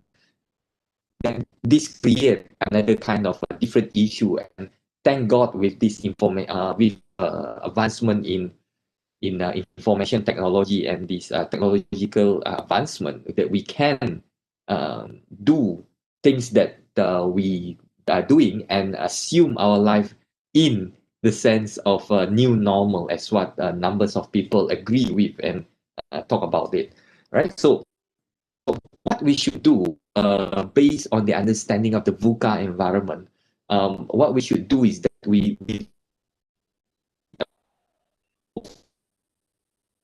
a vision. Yeah. And then for the uncertainty, understanding the situation is very important, very crucial, surely.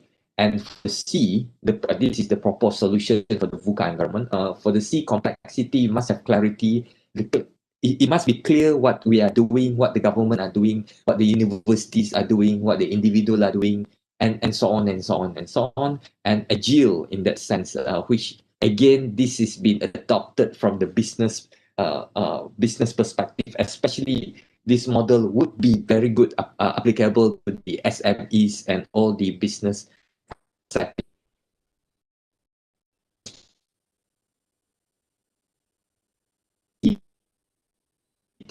Uh,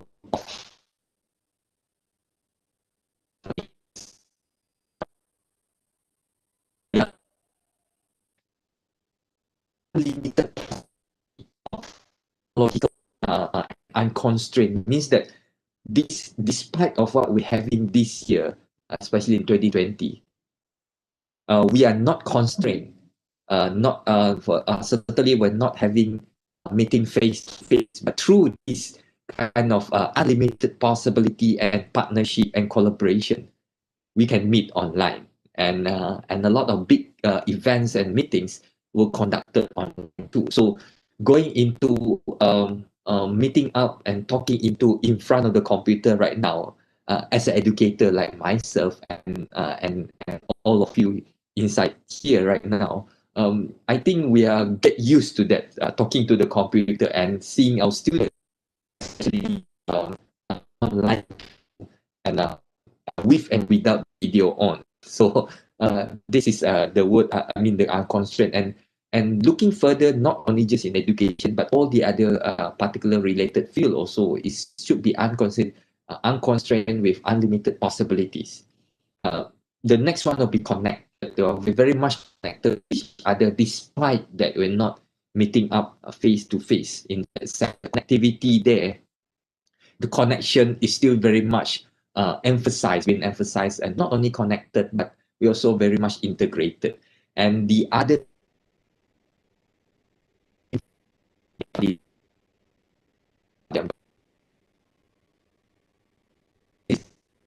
so we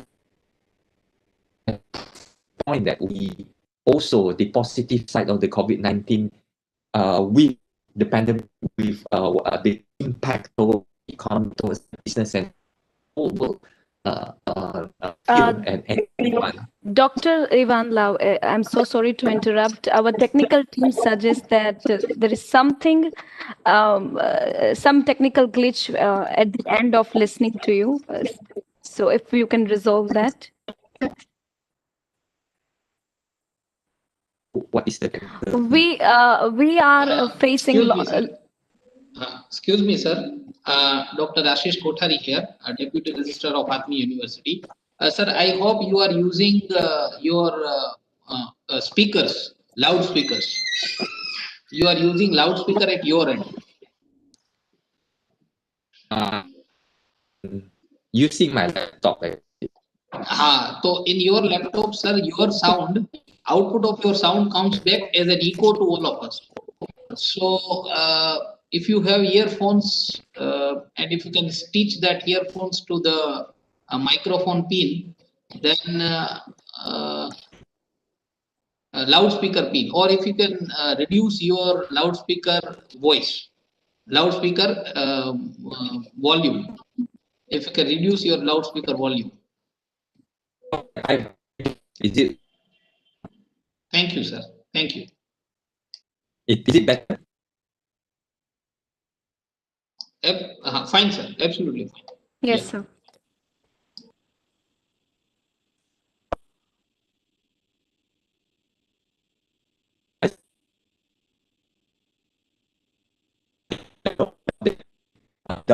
Without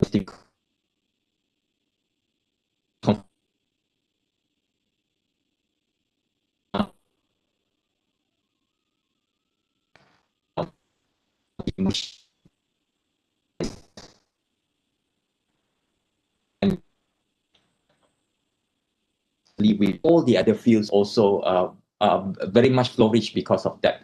And I think this will be the very good thing to move forward in the next future, especially. I hope I'm still there. Seems to be. Yes, sir. Great. Great. Go ahead. Oh, great. Okay. Thank you very much. Yeah. So from that perspective, this one is just to prove the point that the rise of the machine, where from the movie of Terminator, where the machine control the world. But what we're having right now with this information technology, we are moving forward towards this the direction. And with this information technology, with this IT digitalization that enable us to have all this endless possibility, right? With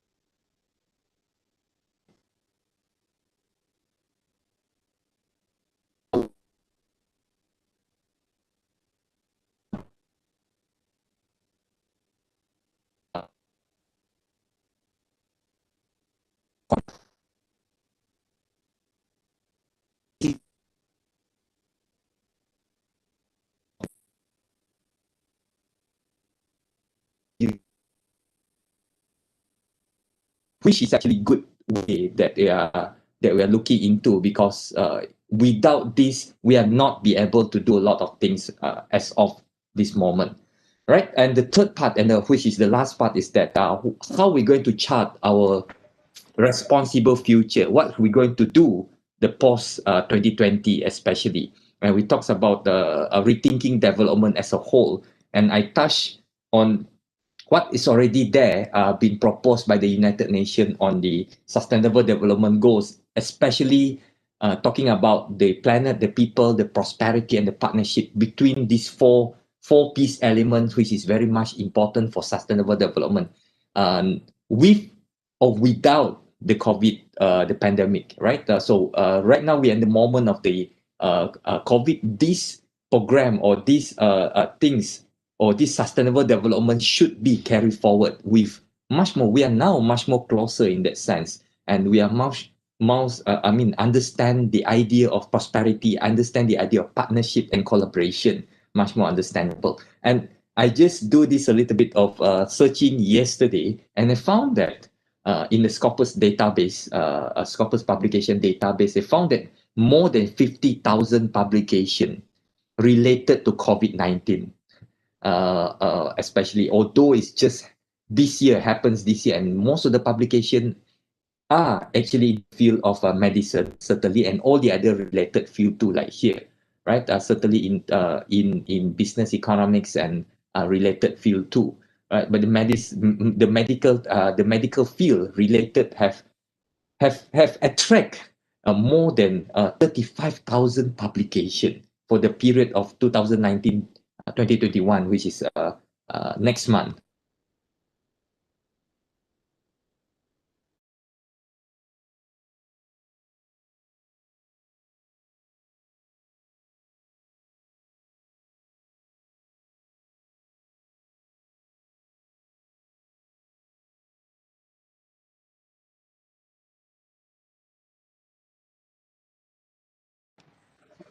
Dear all, it seems that we have lost connection with Dr. Ivan Lau. We are trying to get in touch with him if we can resume his session. So stay with us for a few minutes. Thank you for your patience.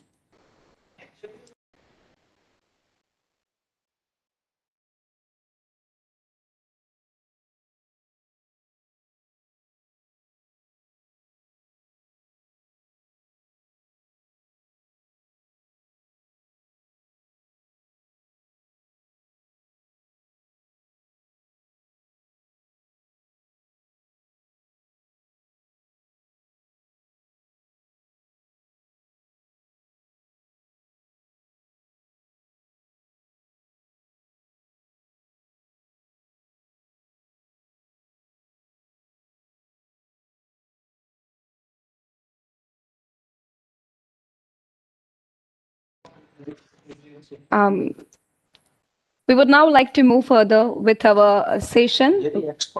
I would now like to introduce to you Dr. Abhijit Ghosh for the Thanksgiving. Professor Dr. Abhijit Ghosh is a member of Australian Institute of Management as well as World Cultural Tourism Association. Prior to joining Lincoln University College, Malaysia as the Dean of the Faculty of Business and Accountancy, Dr. Ghosh worked for Southern Cross University Perth campus, Australia as program coordinator and lecturer, ensuring that the efficient management of the program results in high-level student satisfaction.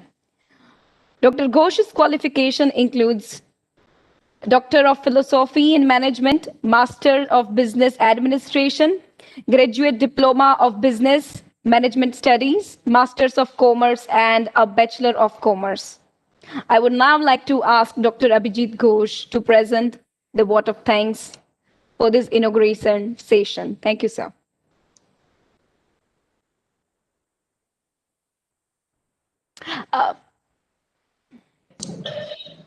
Namaste. Namaste, sir. And a very good day to you all. It's quite sunny in KL, Malaysia, and I want to assure everyone with this happiness and sunny weather so that all of us can be happy all the way to 2021, where this COVID pandemic is over. We are hoping for the best, and let's keep on hoping for the best. At the same time, attending conferences and events is not something that is new.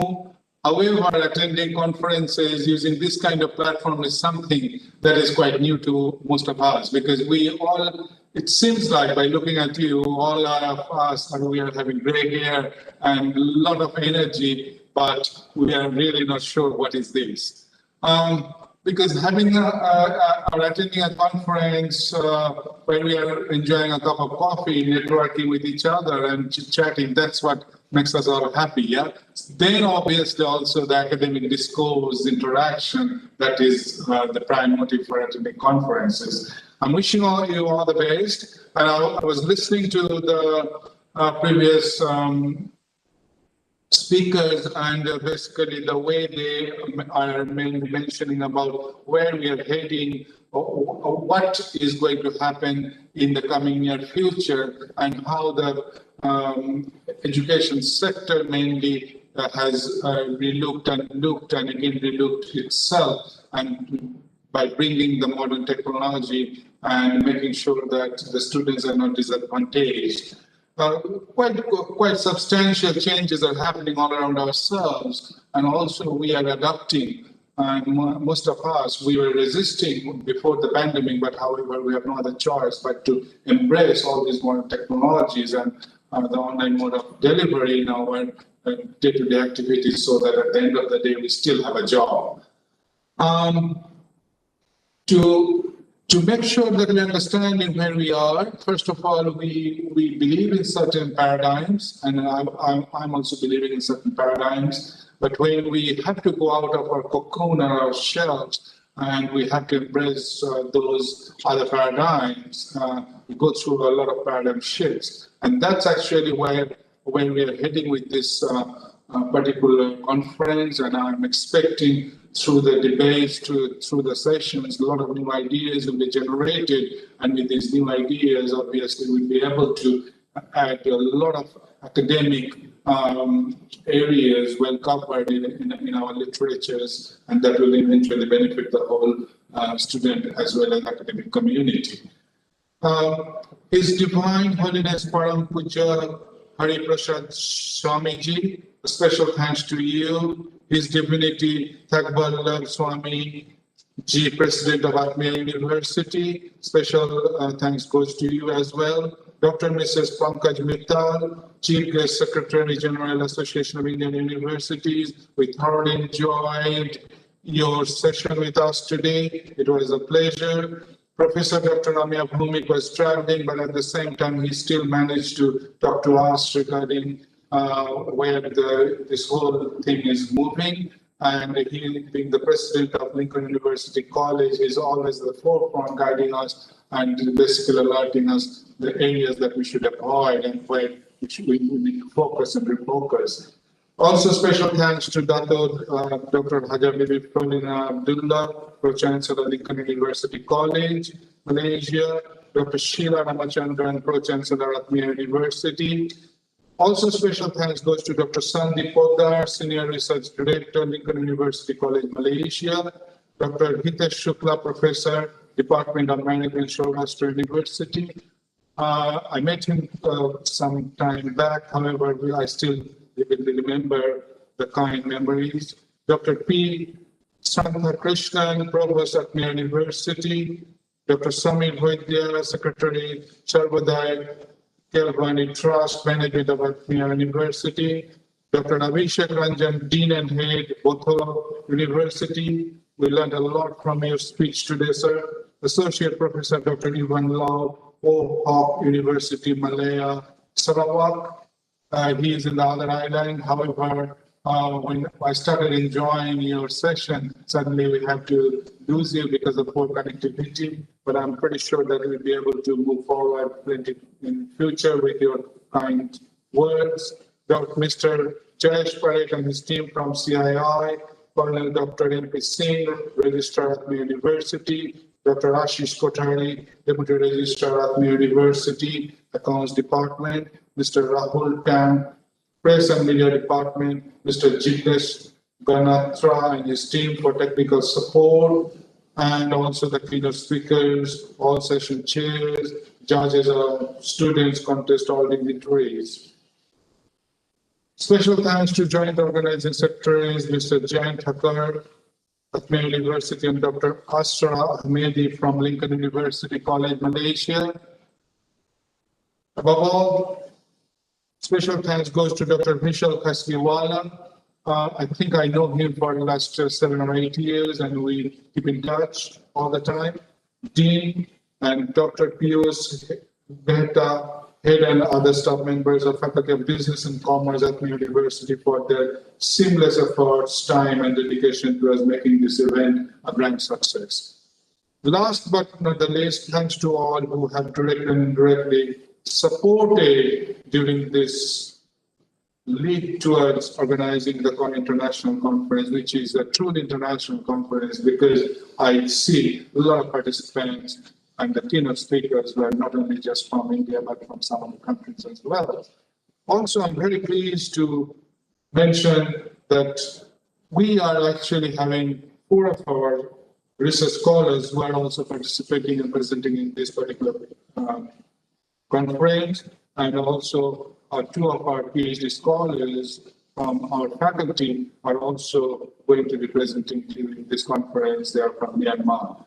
So thank you very much. Thank you very much for allowing us to run this particular conference, which is the first of its kind from Atmiya University in collaboration with Lincoln University College, Faculty of Business and Accountancy. We're very proactive, we're very, very fast thinkers in making sure that we are heading towards right area by doing right things, by keeping ourselves always at the edge. Also, we strongly believe that this kind of international collaborations and partnerships always makes things very easy for not just us, but for the partner institutions as well. So at Atmiya University, we are hoping that there will be lots and lots of collaboration arrangements. There will be lots of other areas where we will be able to work together. It's not just it is just the beginning of many of those different kinds of areas that we believe that we can work towards something that will make all our lives very easy. Also, I feel very comfortable to mention that 50,000 words, someone mentioned 50,000 academic work is already mentioned in Scopus related journals, which is huge. This particular pandemic, COVID-19, has opened our eyes.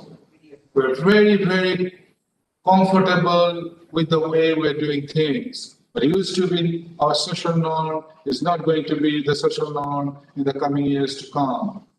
Difficult times are here, difficult times are going to be there. Things will not be the same, however, we have to adapt to the changes. How do we adapt? My mother, she's not reading newspapers anymore. She's 82 years old. However, she's reading e-paper. Trust it. I said trust it. paradigm shift. Yeah? My sisters are all ordering food from online. They're all around the world. And myself, I am not used to using e-hailing services for my transportation, but I'm getting used to it. So what I'm alerting you to is the way we live our life has changed already, and it will keep on changing. And it's best that we embrace ourselves to the modern technology, to the different ways of doing things, because the social norm has changed already. Embrace new social norms, be part of it, and then I'm expecting during these 2 days we'll be touch basing on these areas so that we can be part of it. Thank you very much. Thank you. Thank you. Thank you so much, sir. Thank you, Dr. Ghosh. Your wishes for the better tomorrow. We say cheers to that. We hope the same for that. I would like to say that the conferences like this truly speak volumes about the vision of Atmiya University, which is to nurture creative leaders and thinkers through transformational learning. And as we have reached the conclusion of this inauguration ceremony, the words of Dr. Ivan rings in my head of developing a new perspective for VUCA, which is vision, understanding, clarity, and artificial intelligence. If we can truly embrace this new perspective, I am sure we will actualize the words of our Honorable Provost of Atmiya University. He said, this conference stands to bring out the best in each other, which is what we will strive to do for this next 2 days. And with that hope, I would now like to ask Dr. Piyush Mehta, the head of Commerce Department at Faculty of Business and Commerce, Atmiya University. Sir. There was some connectivity issue of our keynote speaker, Dr. Ivan.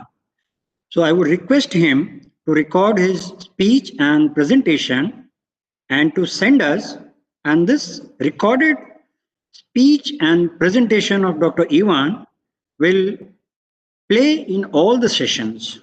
So I will request him to send his recorded speech and PowerPoint presentation, which will play in all the sessions today and tomorrow. That's all. Now over to Ishita madam. Thank you. Thank you, sir. We would now like you to consider the inauguration ceremony over, but before we actually disperse, we have our organizing secretary to share a few words with us, Dr. Thakur. Thank you all. Thank you all. Thank you, Ishita ma'am. First of all, I'm thankful of all the dignitaries for presenting their views, enlightening us in various fields, especially of their specialization, and throwing light on something new, actually a new paradigm shift. So thank you very much for that.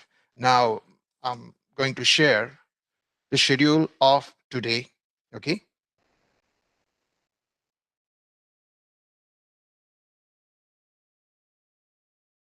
So here you all can watch the screen, right? This is the detail of today's track on 3rd December, okay? And as we know that this all are parallel tracks, so timings would have been the same, right? And track of finance and accounting, you can see that there is session chair, Dr. Parag Patel, who is associate professor and associate dean at Ahmedabad University, and is going to be accompanied by an expert, Mr. Hemant Shaparia, right? Who is the past chairman of CI Western Gujarat Zone, right? And the moderator of this particular session is Dr. Meghashri Agrawal, and the coordinator will be Mr. Tushar Ranparia. And parallel track is another one, that is marketing management, and the session chair will be Professor I.C. Gupta, the Oriental University, from Oriental University, Indore, Madhya Pradesh. And the moderator for the same is Dr. Chirag Era, sir, and coordinator will be Mr. Shrey Upadkar, sir. Then third parallel session is going to be of a human resource management, and the chairperson for the same is Dr. Jyoti Sharma, associate professor at IIPS Devi Ahilya University, Indore, Madhya Pradesh.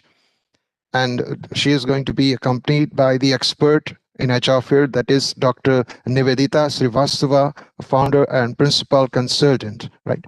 And this particular session is going to be moderated by Dr. Abraham Ali Rajvi, and the coordinator will be Mr. Deviraj Singh Jala, sir.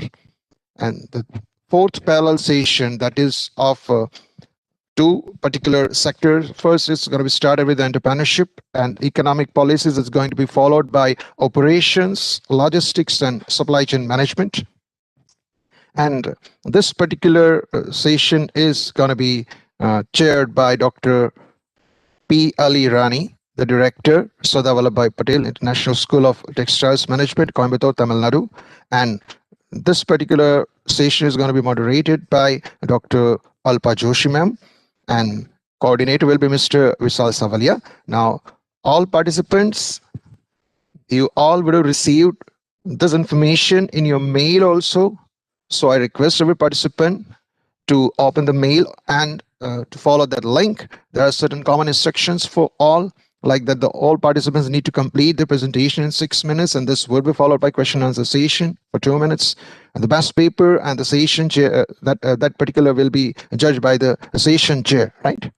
And the result will be declared on 15th of December. And for any technical assistance, you can contact and coordinate of respective tracks provided in the detailed schedule. Contact numbers are available in the mail forwarded to you. So now I request every participant to fasten your seatbelt, and it's time to present the knowledge, right? So every member, every person, every moderator, every session chair and participants are requested to kindly join their respective track through the link provided. Thank you very much.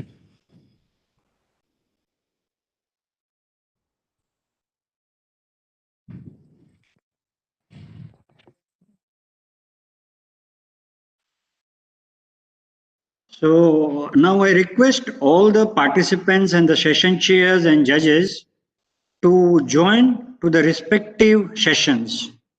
And here our inaugural session is getting over. Thank you everyone with us. Thanks a lot. Now we'll move on to the different sessions. So please join us for the sessions. Thank you.